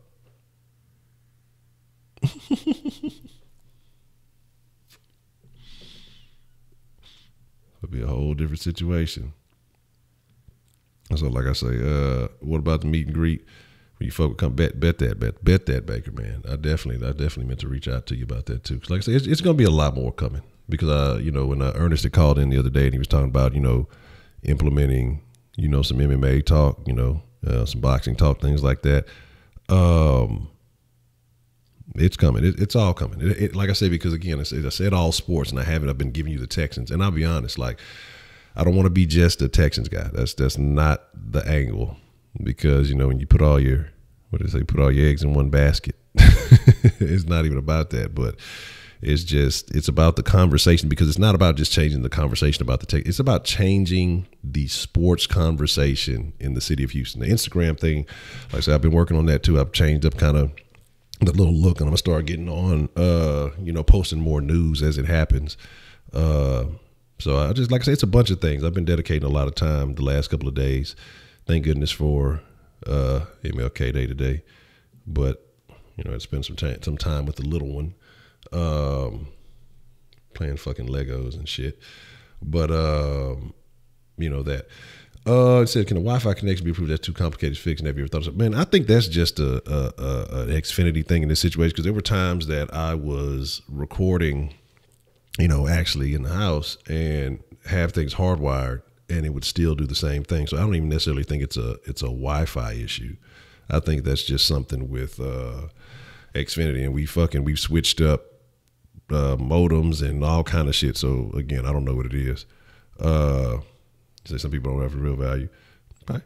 Like I said, I think everybody has a little bit of a strong suit, and so I think when we're just talking Texans, again, like I said, it can get repetitive. It can get a lot of the same premises can be, recycled because you heard it, and then when you're talking that long, it can definitely wear down. And that's something I thought about too. That's why I say that's what really kind of had me motivated. I went back and watched a lot of the streams from doing it. Ultimately, like I say, the goal that I would like, because Ed Manning mentioned something about, Joe Rogan and how he is where he is. There's two people I look at that I find very interesting. I like their platform. And the thing is, like, I have connections to certain athletes, but to me at this point, it would not be wise to access those connections, because again, I don't want to have a situation like, okay, well, hey, just Skype it up, and then you get the situation that you get with the internet tripping sometimes, more frequently, or I don't want to say, hey man, why don't you come over to my garage and PUBG skills. I don't want that smoke. I'll be never get a chicken dinner. But so what I do like about those two platforms is, actually having the guest in house, being able to speak. And so just being honest and being, just kind of putting it out there. My next goal is to upgrade out of the garage into a dedicated location. And again, like I say, but it has to be reasonable to do so, as far as, cause that'll be a whole nother, internet bill and some other things that'll have to go with that. So right now it's just not feasible to do so. It's going to take a lot of growth. And like I said, I got a couple of plans on just some things that I'm thinking about how to make that a more legitimate option. But right now it wouldn't make sense to do that.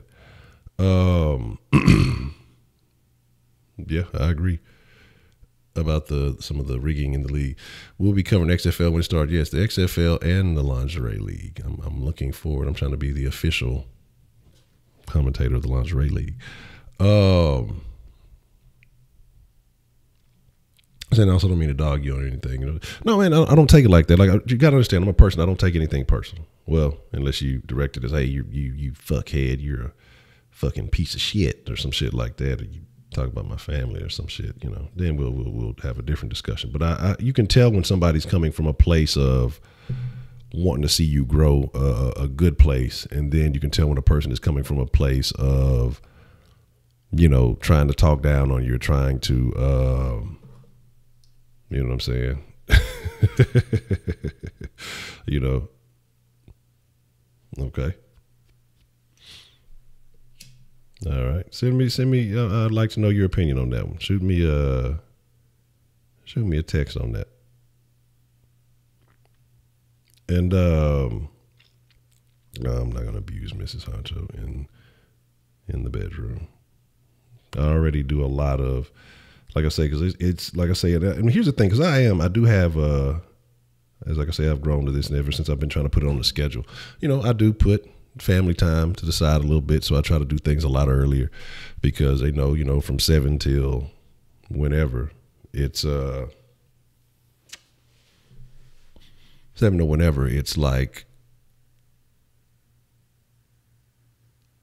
my time, you know what I mean? And so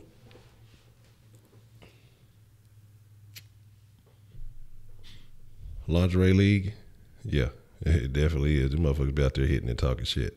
But so I don't take anything personal as far as the deal.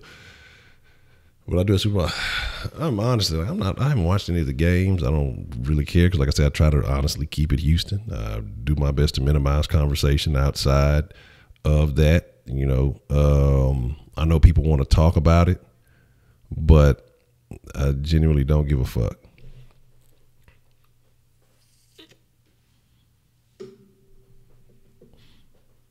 Okay.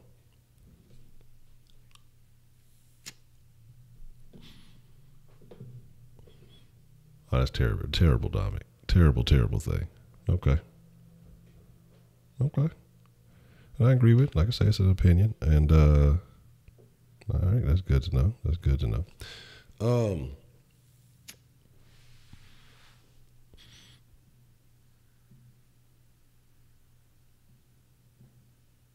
But again, I appreciate the input. I appreciate the construction. And again, it don't have to be just on this stream. If you ever feel like, you know, you have something, because the lines, they're accessible, at least by text, when I'm not live, or if you're watching something and you have an opinion, you know, shoot it my way. I appreciate all these things, you know, because I can't see everything.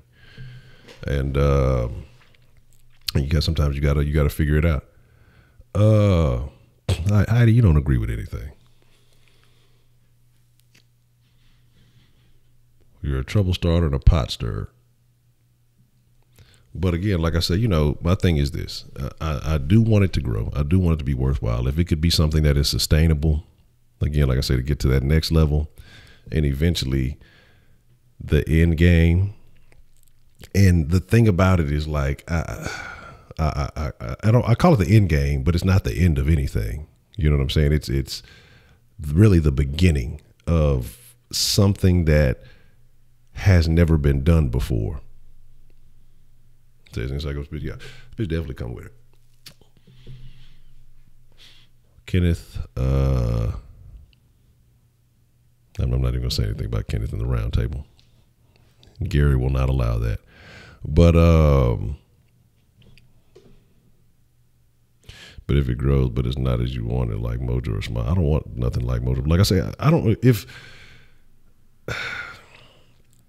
it stays at where it is right now, but it's active, I'm not tripping. If it grows, but it just stays active, because what I've noticed, excuse me, somebody shot me a text and they're like, man, you know, for, you know, it to be a channel, you know, only 4,000 or so people, that when you go live, it gets a lot more activity, I guess you would say, percentage wise, than a lot of channels with much bigger numbers. So I think that's very interesting. You know, I think that's something to definitely look at. Kenneth got like the code to the fucking line. I don't know how Kenneth be getting the fucking, people be trying to call because like what it is, and this is why I say I have to change the thing, because like I'll see the numbers and people who call in regularly, I try to save it so I know who it is calling in, because some people have some similar numbers. And so I'll see a name, and that's why I always ask, even though I may see the name, because sometimes it'll say one name. I guess it'd be 2 or 3 people trying to call in, and so somebody else ends up, answering. And Kenneth asks, always fucking get in. You know what I'm saying? Say the end of each video, give the next topic for next night. We guarantee to. That's a good idea too, because I forgot which text asked. I think it might have been Edman's text or something that said, about having an idea like this whole week's dens. I have. Oh, yes, what I was talking about earlier before. I think some calls that came in. Like this week's dens, I have. Well, kind of always to the mid of next week. I have topics for every night. But with sauce is a little bit different. Like I said, I guess what I need to do is actually schedule it a bit better. Go ahead and look at the schedule of who's playing, because this week I will get back into the pregame shows for the Rockets. Today it just wasn't possible. I'm gonna get back onto the pregame shows. I just won't do post games on the Rockets. That's just the timing. It coincides with the den, but I'll probably end up doing some recaps or something like that. And like I say, it's a lot of things. But like I say, I think y'all are gonna like the changes that I'm gonna bring to it. I think y'all will like the changes that are being brought to it. But that's actually definitely a good idea, Beyond. That's a real good idea. So starting tomorrow, I'll do that. Or I could do it tonight and just tell y'all what we'll talk about. What would I do if my channel started dying off? Well, it happens, do like I've done with every other thing that I've ever done, adjust and figure out the next move. But like I say, ultimately, when I was talking about the end game, and I call it the end game, but again, like I say, it's not the end of anything, I think would be the start of the most amazing thing as far as sports that this city has seen. And I feel like I can do it. Like I have no doubt in my mind that I could bring something that Houston does not have, or no place that I've ever seen actually has. And I think it would be a trend that would start here. And, I'm pretty sure other people would see it and emulate it in other cities.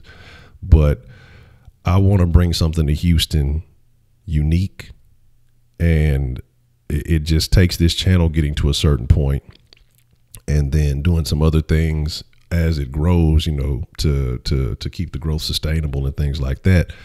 But as far as soft sports and the den too, it could actually kind of go along with it. But there are goals. And like I say, that's part of why I say I haven't been smoking or anything like that, because smoking is something that's probably my favorite thing to do. I wouldn't say my favorite, but it's the way I relax, and it's the way I like getting lit. I don't really drink. I like to get lit. I like to smoke, but I will not allow myself something that I take great enjoyment in until I have reached a new plateau or a new level. And so it just kind of is what it is.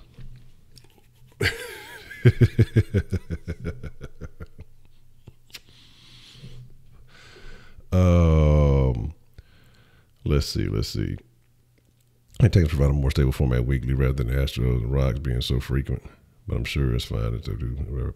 Yeah, again, and that's what I say. And when it's off season again, it's a little bit more difficult, especially like right now, where it's just not really too much happening with the Texans. I mean, how much can you milk out of a situation when there's not really a lot of news? We can talk about the future a lot, and I'll be honest, and it's not a knock on nobody, I'm just not into mock drafts like that. So that's not really my bag to really do. We may do one before it's all said and done. Fuck that 211. 211 is a robbery. That shit gonna steal my soul. Get the wing shirt wrapperoni with cheese. The breaking news, but we got a bad. Yeah, that's what we gonna do. Gonna have to get some shirts for everybody. You know what I'm saying? Everybody will have some lingo shirts.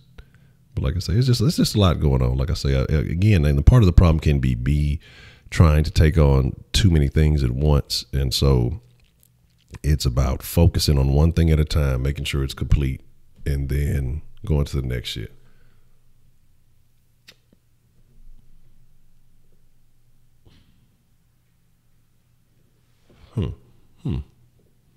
I don't think that was Spitz then. Spitz usually be legit on what he's talking about. So I don't think that would have been Spitz.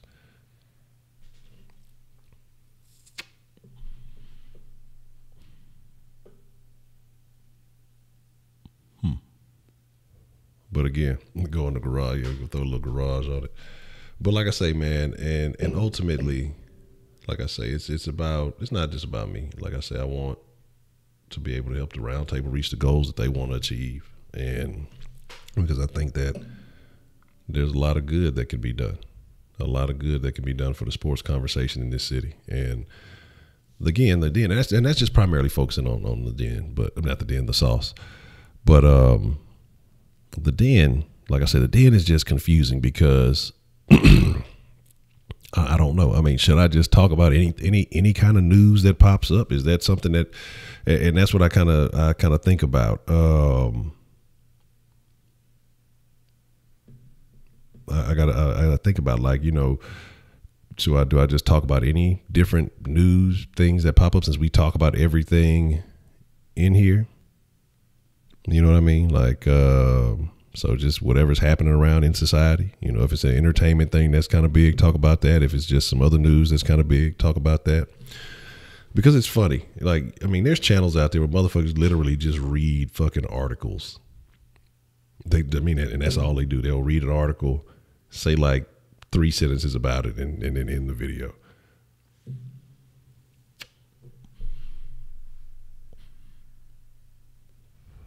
Okay. I'm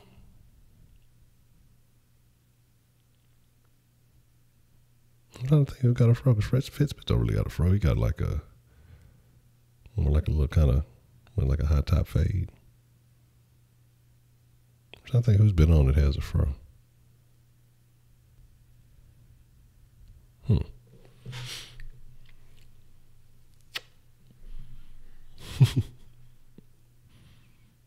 Shaolin, what's the motherfucking deal, Shaolin, man? What's happening?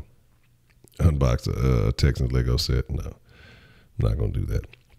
But again, like I say, there's a lot to talk about. But again, like I say, it's just about, I guess I got comfortable. I got too comfortable in just talking Texans, and with that whole thing. So, you know, just I gotta open it up. Yeah, just a little dusty black. I need to let these go. But I just have a thing about, I don't know if it's just a smoke thing, because I don't even like these hoes, honestly. I don't know if it's just a smoke thing, but I don't know. We'll see. We'll figure it all out. Again, you know, I don't know. Like I said, there's just a lot of levels to the shit. And like I said, a lot of growth that is Bird Box.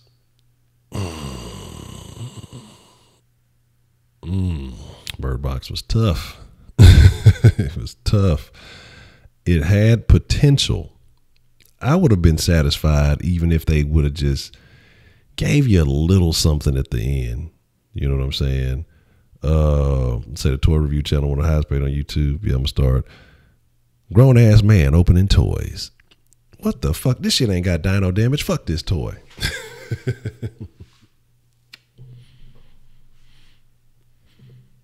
So that'll be very interesting. And yeah, that's what it was, man. That's what it was to me. The ending just kind of, I don't even think I seen it happening. The ending just kind of threw it all off to me. You know, it was just like, what's going on? Is it based off Amazing Grace? I was blind, but now I see. I don't know. Is money important to me? Money has a place. Money is a tool. Just like a vehicle is a tool. You know, I think people put and there's nothing wrong with having, taking pride in your tools. If you got, if you work with your tools, you want to have nice tools that ain't going to fuck up and break on you.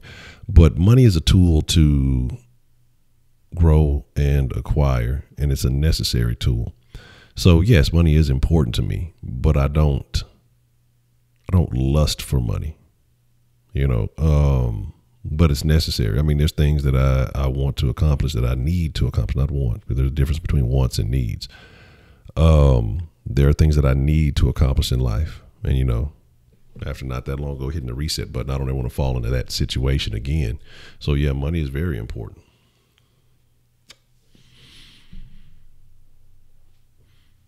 You expected a little one to die? I thought so too. So I wouldn't beg for donation stream like other stream. No, I mean, I don't really want to do that. I don't really want to, because I don't want to come across like that. I'm just, if people want to donate and they support it, I think it's in them. They will. If they don't, then, people work hard for their money. Again, like I say, it's a situation. I don't know. Like I say, my deal is like, I like to provide some type of value for things. I feel like, things should always be in exchange. And that's why I'd rather sell things or, that people, so that way people have something to show for it. But, again, like I said, I'm not knocking anybody else's hustle, but I don't want to sit there and just say, gimme.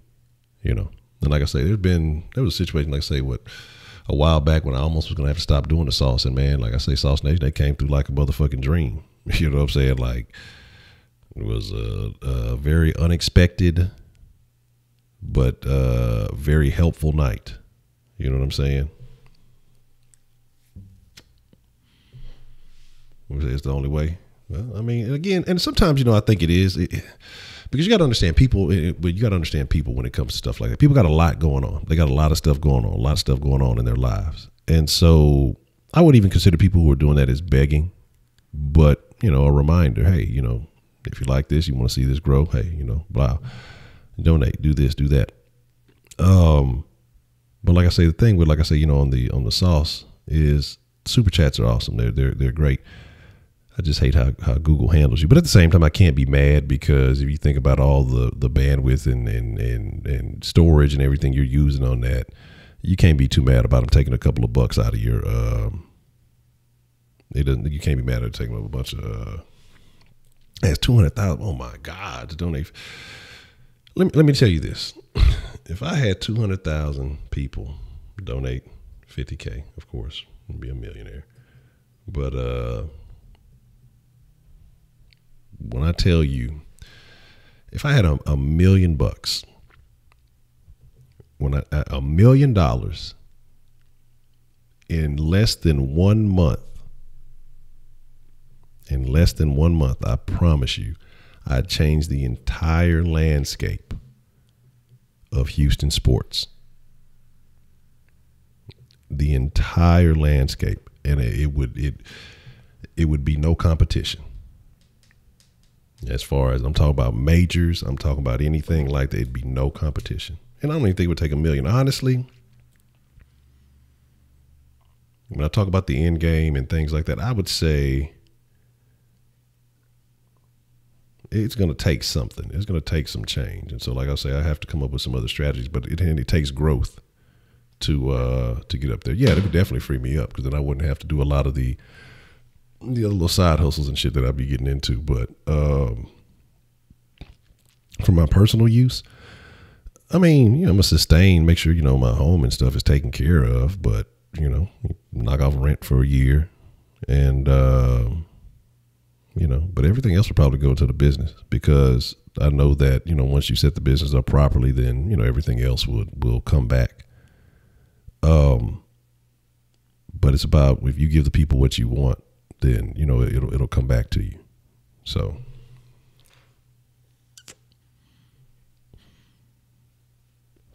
Oh, guess I gotta lay the Mac down on Heidi. Heidi will change the game. No, I'm joking. What do they call them? There's cougars, There's pumas.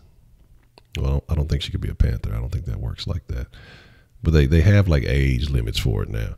But when I say honestly, man, would change the game, because when I sit here and I say I have a lot of ideas, I'm just not able to do it. But if I had that type of situation, again, hire some assistants or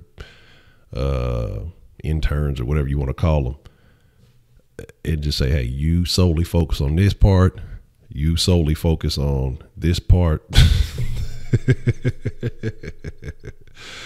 Man, look, I get into a little bit of everything. Let me tell you, like we were talking about the other day when I told y'all, you know, pride is a motherfucker, man. I look, fuck that pride shit, dog. I done been to the bottom where you just do it. I mean, there ain't no looking down. Looking down is darkness. Everything is above you, and you gotta, you know, you not literally, but you basically face down in the dirt. You got to roll over and look up, man. You got to get up, and you know, you got to start crawling till you can walk again. And when you can walk again, you start running again.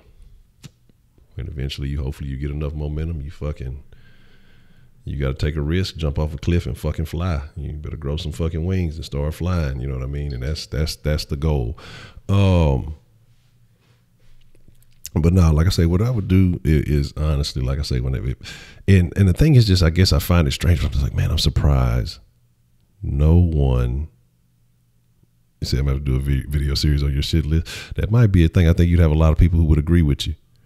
You got to make top 10s, tech and score TD, but it's in different languages or filters. That's something I thought about. I actually have some shit set up to do that. I just never did that shit because I'm super cautious with with using the copyrighted content. That's why I'm more so on using my own shit and just, you know, making my own content. I know a lot of people get away with it, but I'm just super cautious. Like I had even, you know, the NBA thing. I had a chance to do the little NBA deal by last year. They, you know, reached out and they were like, yeah, we can do it. But what the NBA deal does is they take like fucking 60% of your revenue. Somebody had asked me about, you know, about that because I was talking about it. But once I looked into the fine print, they take 60% of your revenue, your AdSense or whatever the fuck you're getting off of those videos. And then, you know, you get whatever's left over. I'm like, well, shit, you know, Google's already taken about a third. Then they're going to take 60% of what's left over. You're not getting shit. You know what I'm saying? You're not getting shit out of that. And my thing is, my Rockets views were minuscule. You know what I'm saying? They're very, very little. Like nobody was really watching it. So to give the overwhelming majority of what gets made off the channel to the NBA to only maybe use them as 10 to 15% of my content, it doesn't make NBA Finesse Big Two. Yeah, and that's what I'm saying. That's why I didn't sign it. Like you got to read that shit. Like motherfuckers just be so excited to get into some shit and sign a contract and realize what's happening. That's why I say I talked to them like, hold on, what's this? So you saying that you gonna take? Oh, and then I was like, yeah, I'm cool. And I stopped answering. She kept hitting me back. Hey man, you know, if you don't do it by then, you know, you have to reapply and you have to do all this. I'm like, I'm cool, man. I don't want that shit. Like, I'm not finna do that because, like I say, where I'm at now with the stuff I have to pay for, like I say, considering the garage, like I say, because like I say, I'm in a complex and so I have to pay separately for the garage. That just other things that go into it, you know, making minor upgrades here and there. Like I basically break even. You know what I'm saying? I'm not really, I don't really make money on YouTube. I'm basically breaking even for what I'm spending to where I'm at. And I'm cool with that. For now, I'm cool with that. But eventually it has to start, it has to start growing because, you know, it's a lot of time that does get dedicated to it. But the way it starts growing is me doing what I got to do. Putting more ads on the videos. I've thought about it, maybe on the like the long streams and stuff like that, because I go and I watch videos on YouTube. It'll be a motherfucker have a 7-minute video and that bitch will have 3 ads in that bitch, and I'm like, well, shit, you dropping, you know, 2 hours of content on something, and that bitch may have an ad in the beginning, maybe one in the middle somewhere, and then one at the end. So I've thought about that. You know, so like I say, it's a lot of stuff. It's a lot of things. Have me take a photo from behind you doing the show. I thought about behind the scenes shit too. Like I say, because there's some stuff like I say with the Patreon, I definitely need to start doing. It's just a lot. There's a lot of options. There's a lot of options, and ultimately, you know, with all these questions, these are all very good questions that are being asked. But ultimately, what it is, it's me. It's me, and I'm the one that has to do better, because if people like what it is that you're putting out and what you're fucking with, then everything else will come. When I was talking about assistance for the den, well, what I would say is just, you know, having people focus on each, you know, like I say, if it was available, like, you know, having each person focus on one particular aspect of promotion or some type of activity. Like I say, far as maybe like the phone line, you know, having somebody tend to that, you know, so that way, you know, have all the information when it's coming in, instead of having to say, you know, well, who is this? And, you know, such and such and such, or whatever. You have that kind of lined up and ready to go. But again, I got something for that too.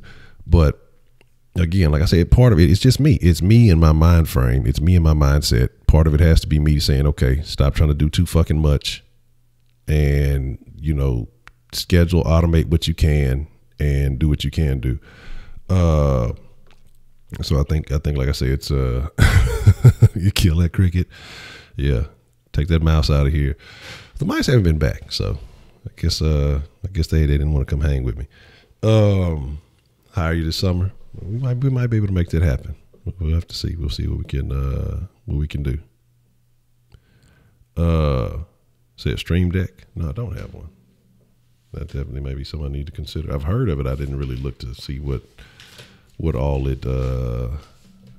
I have a slight idea. I'm lying. I do kind of know slightly. But yeah, there's definitely some upgrades I need to make. I invested in a few things over right before the holidays. I spent a little bit of change on some stuff, but it helps out a couple of things. But the things that it was kind of doing, it's not as noticeable. Again, when you have issues with the Wi-Fi and all that other stuff, it is what it is. Would I ever consider stepping down and selling my channel? No, because ultimately, like I say, when I get it to where I want it, when I get it to where I want it, and I can create the thing that I want to create for the city, it's I don't think anybody else could replicate it. Again, like I say, it's a unique thing that I think it's gonna be amazing. I think about it on a daily basis, and I visualize this thing, and so I would love to be able to dedicate more time. Like, I'd love to be able to dedicate 100% of my time to it. But again, like I said, there's other things to take care of. You have to make money to live. You know, the rent ain't cheap.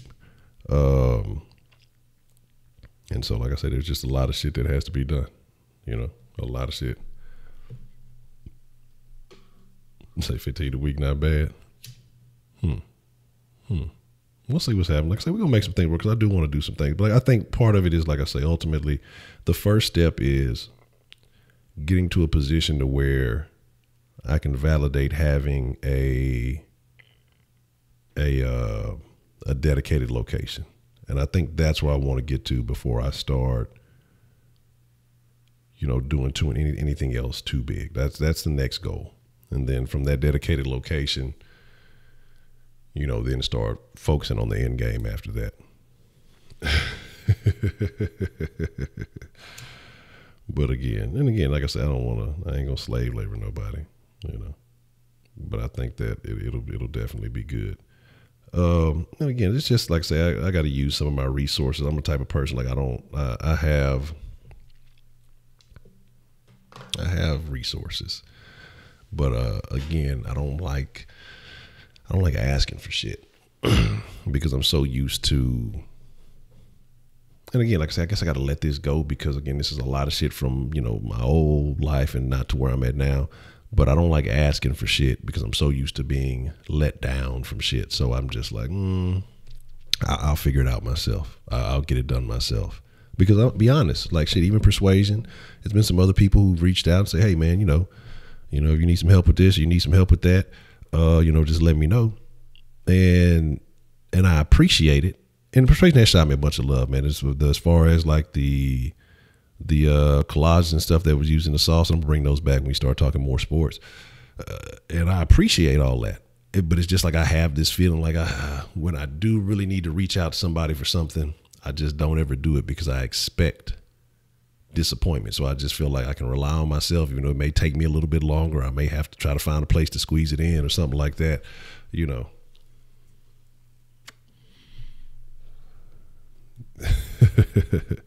Old ladies with purses full of Skrilla. No. Look, I got to start going to the cougar bars. I'm gonna find me some D4Cs. Help Ashley get her groove back.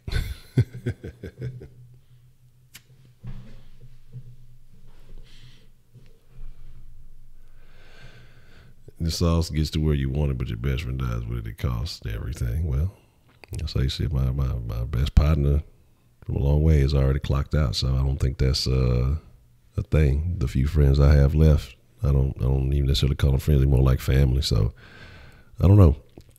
And again,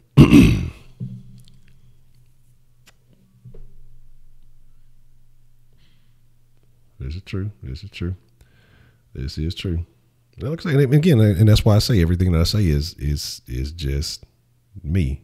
It's me. It's me and my thought process, my way of vibing, my way of doing things. It's nobody else.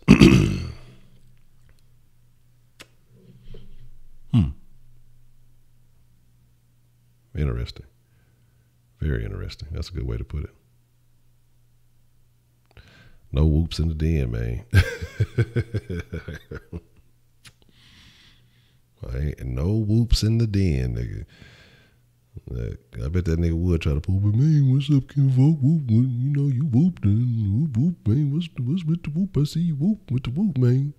And it would literally sound just like that. Like I'm not over exaggerating. It would be just like that.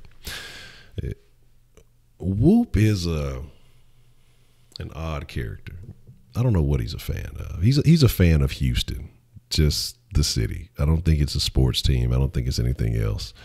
It's just the city. Whoop would be like, I'm laughing because I want to say, I forgot, I think Jay Dill said it, like the Black Howard Stern. Whoop would be one of those little side characters that Howard Stern used to bring on. You know what I'm saying? Like, I'm telling y'all, like when I say it would be tough. Like Heidi says, she doesn't understand certain people when they talk. I guarantee you, Whoop would be Beetlejuice. But I guarantee, except he's just normal looking, I guarantee you, yeah, you ain't lying, Baker man. Exactly. A beard fucking up.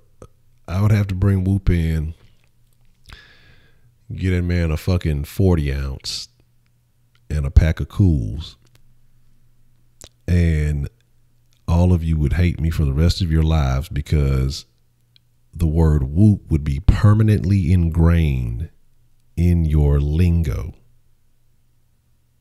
When I'm saying like that's the only thing you would know is the word whoop. You would understand nothing else.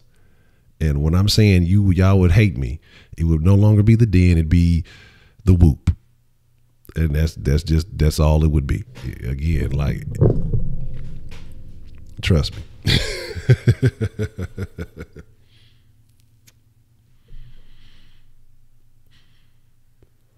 Man, I'm telling y'all think I'm joking when I say that this man, like I say, Baker man can prove it. Even if Shaq Kush could tell you, dog, I bullshit you not and I might be undervaluing when I say, about the Stream Deck 60, I got that. I'm gonna have to check into that and see where I can use that to benefit some things. When I say like the calls would be this, it wouldn't even be about whatever the topic would be. The calls would be, what the fuck is that nigga talking about? It would be more coons and more whoops in one show than you've ever heard in your entire life. Like when I say it's 60% whoop, 17% coon, and who knows what the rest of it is, drunken slurring from sipping 211s and shit. Like y'all would be like, what the fuck is going on right now? That would be a segment late in the end of the show. Ask whoop. You call him, man, whoop, what the fuck is this coon talking about? That'd be the most clear sentence you would get. Somebody would ask him something and he may not understand what the fuck is this coon talking about. That would be the most clear sentence you would get out the whole show. What I'm telling y'all, like, no bullshit. Like these are like, I'm dead serious. These are not jokes I'm telling you. This is dead serious. This is dead serious stuff right here. I mean, I'm joking, but I'm serious. Like these are not, I'm not fabricating these numbers. It's bad. And that's basically like what Baker Man said, that's what you got, man.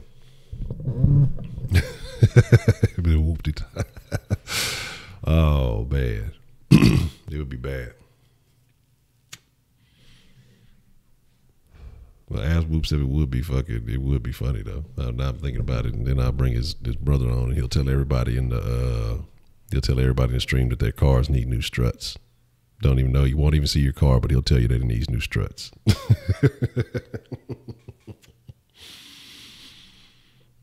We'll bring both of them on. It would be very entertaining. We'll see when we get there. It would be very entertaining. Call in. So, to the guy that looks like Get Out, you know, what are your thoughts on the wall? Man, your car need new struts, man.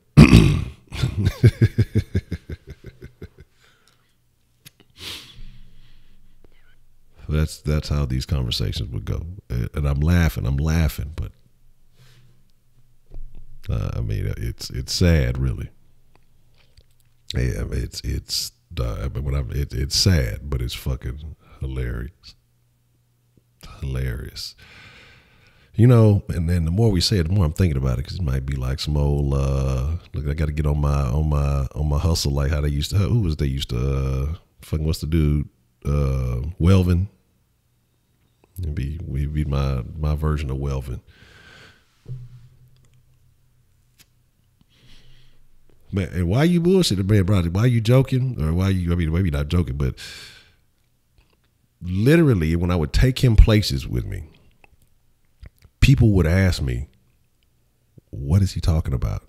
What is he saying? And I would have to translate it because it's all about context. Like when talking to him, it's all about context of the situation. You know what I'm saying? Like, it's never anything very deep. It's always kind of in the moment. So you just kind of have to look at the situation. You kind of have to use a little bit of, kind of got to be liberal with your thoughts, not liberal in the sense of like that. You just kind of got to be generous in some of the translations. But man, I'm telling you, it's tough. I told you, like, I had a cousin. He did, like I said, because he did a little time when he was younger. Like, I think he did like 2 years. But then I had a cousin who did, 15 flat, and he got out. He was older and stuff. And the cousin who got out, that did 15 flat, and then I had the cousin that, like I said, did 2, and that's Whoop. And he's been out for a long time after that. And he was just like, man, he's like, man, dude, if you wasn't my cousin, I'd probably have to kill you. Because the way you be talking, I swear, like I would think that you plotting on me, man. Like, because I don't understand none of what the fuck you saying, man. Like, it was fucking hilarious. I say, here's the deal.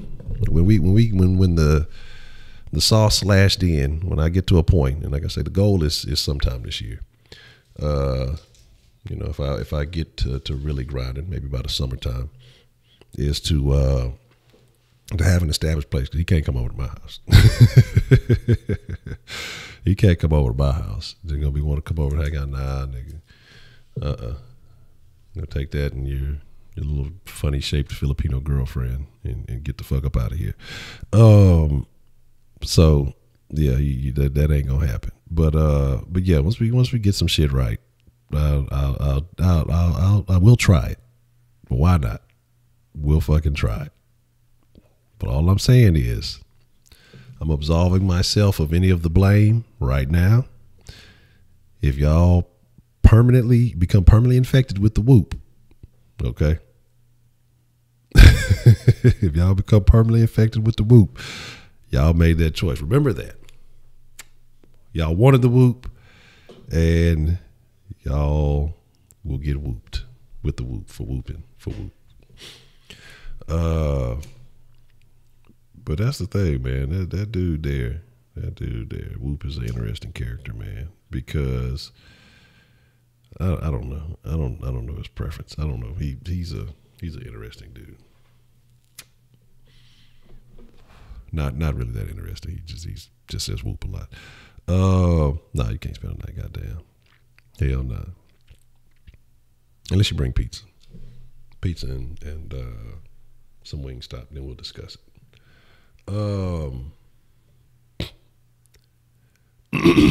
Say also to take the weight off you. Get people from the round table job like promoting, getting passwords to the sauce, and they can post on platforms like you already do. And you can work on the den. I could be one of the people to help you on Instagram. All right, that's interesting. That's actually an interesting thought. I don't know, man. I might try to be in my DMs. I can't let y'all see what's happening in the DMs, player. You know what I'm saying? It go down in the DM. That's where so if if Whoop had groupies, would they be Whoopies?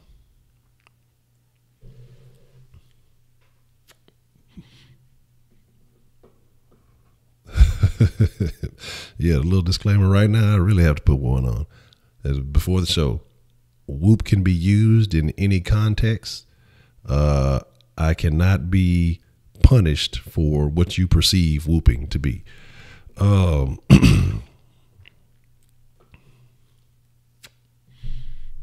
Yeah, look at it. Instead of you got knocked the fuck out, it would be you got whooped. You know what I'm saying? Yeah, we can't. Yeah, you can't do that. There's gonna be all kind of fornication and shit going on the sauce. What is this? This sauce porn productions? Well, I thought this was sauce sports. So it would be bad. It would be real bad. Whoop Soup. I can't fuck with y'all, man. It's the Whoop Soup Show. Oh my God.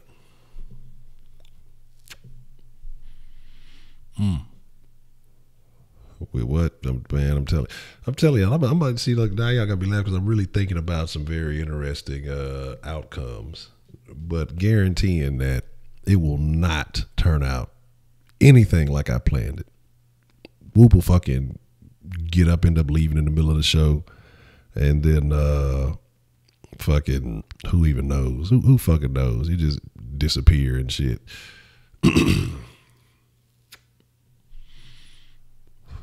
Whoop versus Bushwhacker in a debate. Bushwhacker gonna win that shit hands down. I heard. Oh man, that would be cool though. But I'm telling you, man. I'm telling y'all. Just stay tuned, man. It's a lot of big ideas. You know, they say you know dream big, and I got some plans. And again, like I say, I spent a lot of time. Like I say, last night it really hit me. It hit me like a fucking ton of bricks. You know, and it's just a lot of changes. Like I said, I've been working on shit mostly throughout the night, and had to take care of some stuff today. Spent some time with the little one, and then you know, was running a little bit late, so that's why we ain't sauce tonight. But man, I'm telling you, man, it's the Suns. I'm gonna get over. I'm gonna holler at Tillman and say, look, man, we gotta do a little deal, man. You know, let's talk about something. You know, let's go have a drink. If I go buy a team, I'm relocating them to Houston. We need 2 teams. Why not? Because see, what would happen is, because we got a bunch of bandwagoners anyway, they'll just jump onto it. I'm trying to get my hands in some of that lingerie league money. You know what I'm saying? Put some soft sports on the ass cheeks. You know, shit. If they need to, they start doing like the NBA. You know, putting on the patches and shit. You know what I'm saying? But I need a patch on that ass.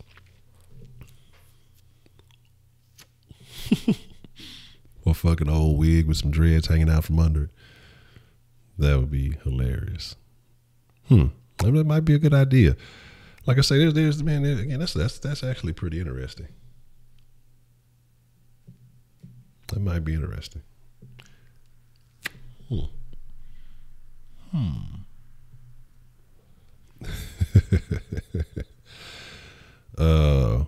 will be the bailiff. You know what I'm saying? You know, a judge fucking talk to the bailiff, be a show. Oh, he whooping, boy, he whooping. He whooped.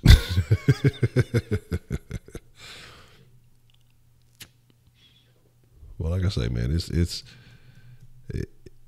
it's happening. It's going to happen. You know, I'm about speaking things into existence. And it's about, well, I got to be careful about what I speak into existence, but it's about making shit shake. 2019 is the year that things happen. There's the year, like I say, because the goal is not, again, like I say, it's not even about me, man. It's about changing. It's about giving something to the city and changing the culture of the city.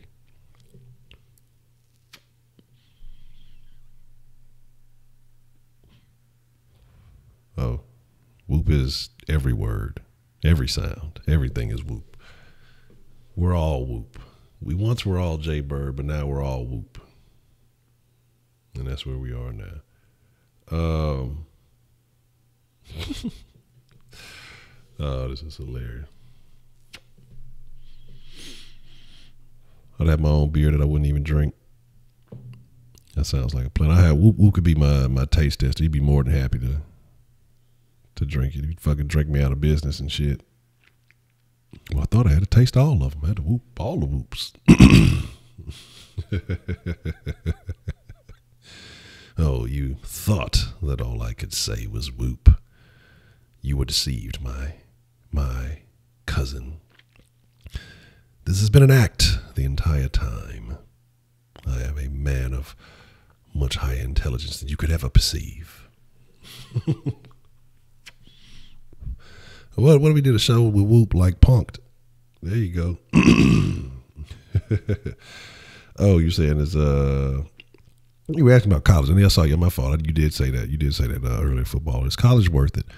We kind of spoke on it the other day. You talk about going and getting a degree or doing something you love or something high paying. You've got to live.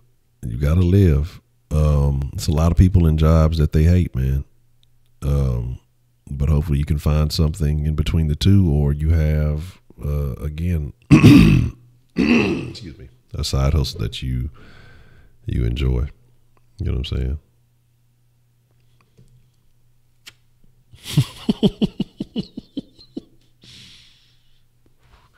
Show be done in fucking an hour.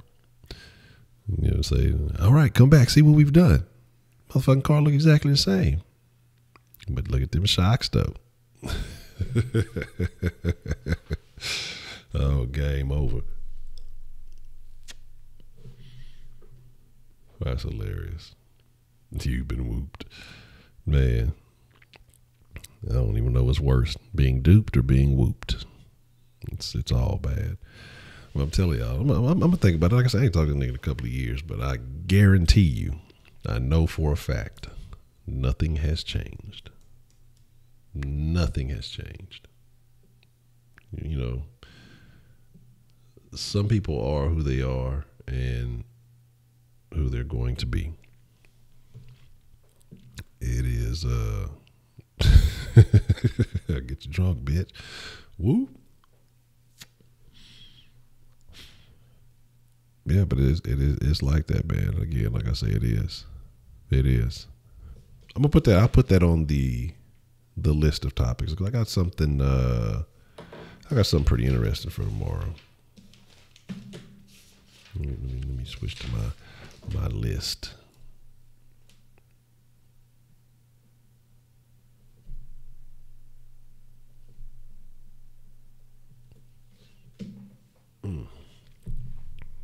Silent farts or loud farts. Oh, they're all terrible. Which is worse? Because if you let out a silent but deadly, you know, when you just start smelling something, you're just like, what the fuck is going on? But when you let out a loud fart, you know, you can brace yourself for what is possibly to come. Sometimes the loud ones don't be as bad. You know, they just be loud.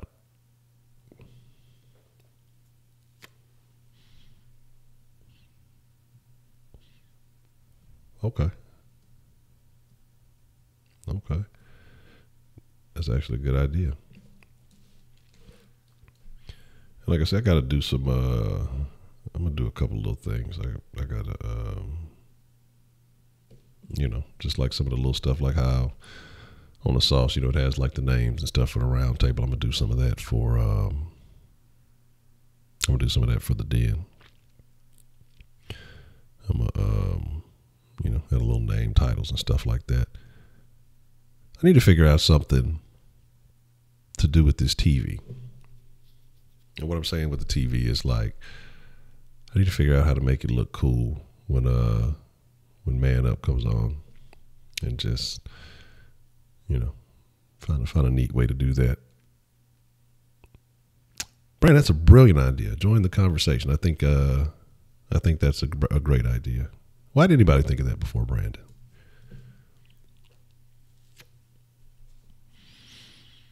I don't know. How are they going to be scaring people off? Threatening them to do all types of violent Brazilian jiu-jitsu techniques and dunking on them, throwing elbows at people. I've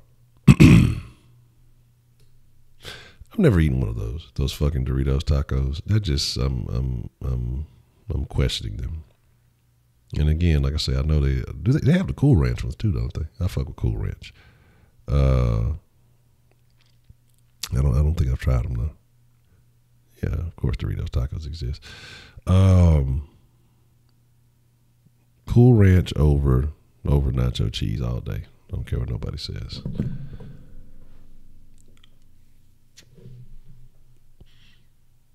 Yeah, it's much better than Takis. Matter of fact, I cooked up some stuff, tostadas today. They were pretty darn good, if I say so myself.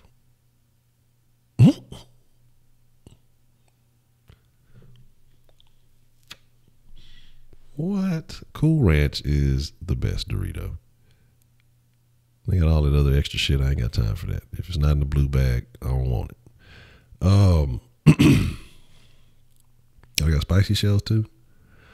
Yeah, I don't want nothing to do with that. I'm gonna be honest. That just seems like it'll throw it off.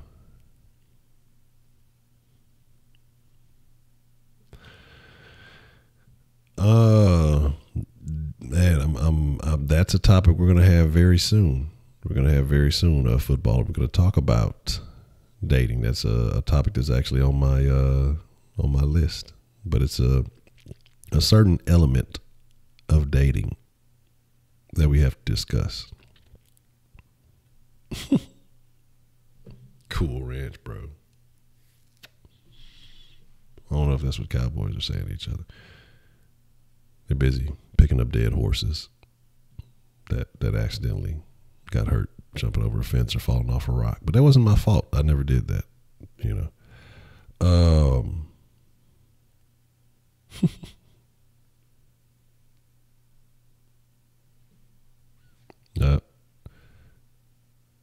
Got whooped. I think I've started something. So here's the thing. Now, look, here's the thing, though. I'm talking about if we bring Whoop on and how the chat will be. It's already infiltrated. It's already happening. This is how it starts.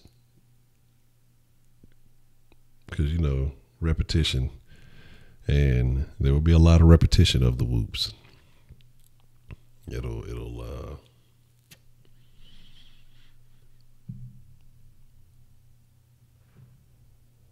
It's gonna be bad.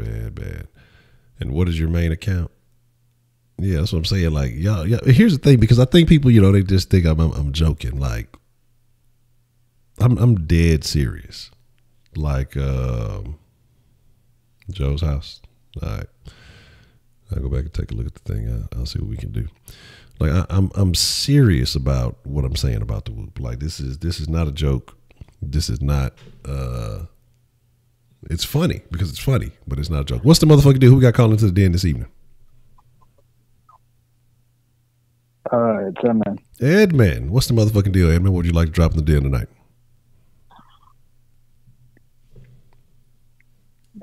So I wanted to dedicate a song to someone in the chat. All right, what you got? So I can play the song right. I don't know about that. No, it's not anything out of. It's no troll. It's just a song that I want to dedicate to my German Nazi. So. All right, what you got there, man? Go ahead, drop it for the people.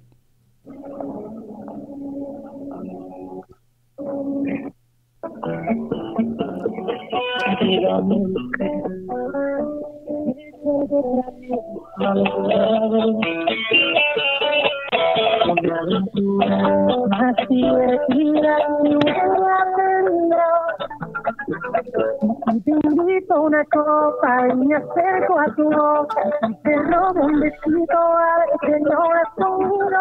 Y esta noche te seduco en mi coche y te empañen los brillos y la red que goces y te falto el respeto y luego curso al alcohol.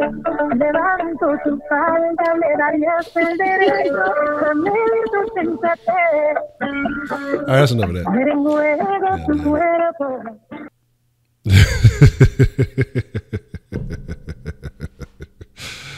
Oh, that's the dance then. Goddamn. Oh, motherfucker. I don't even know what happened. I don't know what happened. We all got whooped. And he got us. He whooped us all.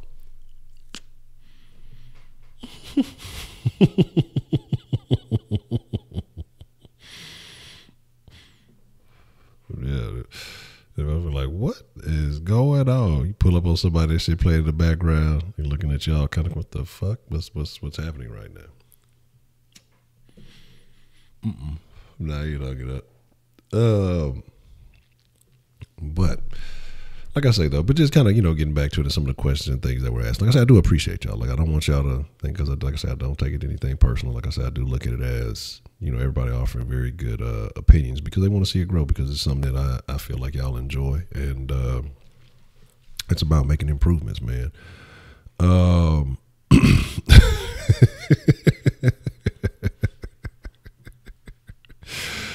Damn. Harris on the construction site right now, vibing, sleeping in the porta potty. But again, man. Like I said, I appreciate it, because then, just showing me that you guys do have, good intention. Because, if you don't give a fuck, you wouldn't be like, fuck that shit, I ain't watching that shit. But as far as, that you guys want to see it improve, and that's what it's all about, getting better daily, and like I said, I enjoy, like I said, the den. The thing about the den is I enjoy the den. I enjoy seeing, perspectives from people, and, getting a chance to, understand the different backgrounds. And I think that's just what makes it special, that, everybody comes from a different place, and it's a place where you can speak freely and discuss yourself. I think sometimes when you're always around the same type of people, or people who are, essentially just like you, then, you're gonna get that kind of that echo chamber, Yeah, I watched. I haven't watched Jordan Peterson in a few months, but last year I was watching a few of them pretty tough. Yeah, I was watching a few of them pretty tough. Peterson is interesting. Some things I definitely agree with that he says. A couple of things I don't care about, like the whole carnivore diet thing. I'm not all the way into that. He's preaching that pretty tough, but I ain't mad at him, man. I think that he approaches things from a pretty logical perspective, and I like what he talks about.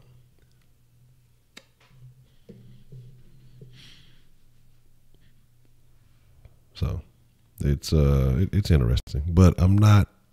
I did want to check out his book, but it's on my wait list. I got some other ones I got to catch up on.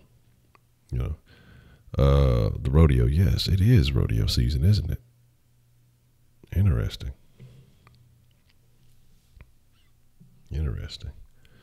Again, like I say, with him, what caught my attention with Peterson was really a lot of the stuff about identity politics. You're talking about that and postmodernism. So like I say, he has some.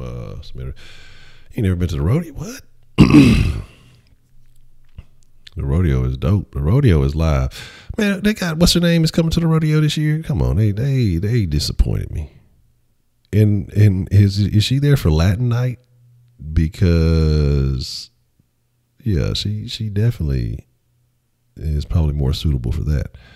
Fucking let me tell y'all something, man. They need to change the name from the rodeo to the hodeo, because that's where all the hoes at, goddamn. Man, the rodeo is the livest motherfucking thing shaking. The rodeo's cool, like I say, the cook-off is cool. The rodeo's cool in itself because I actually enjoy bull riding and all that other shit. You know what I'm saying? I don't remember that. I have some interesting stories about the rodeo that I probably shouldn't tell, but yeah. we definitely went to some this was a long time ago though. We definitely ventured into some parts of the rodeo we should have. I remember some guys a few years back, they had got a bunch of notoriety. They snuck into the Astrodome or something. They took a bunch of pictures. Like, y'all niggas like 10 years too late, dog.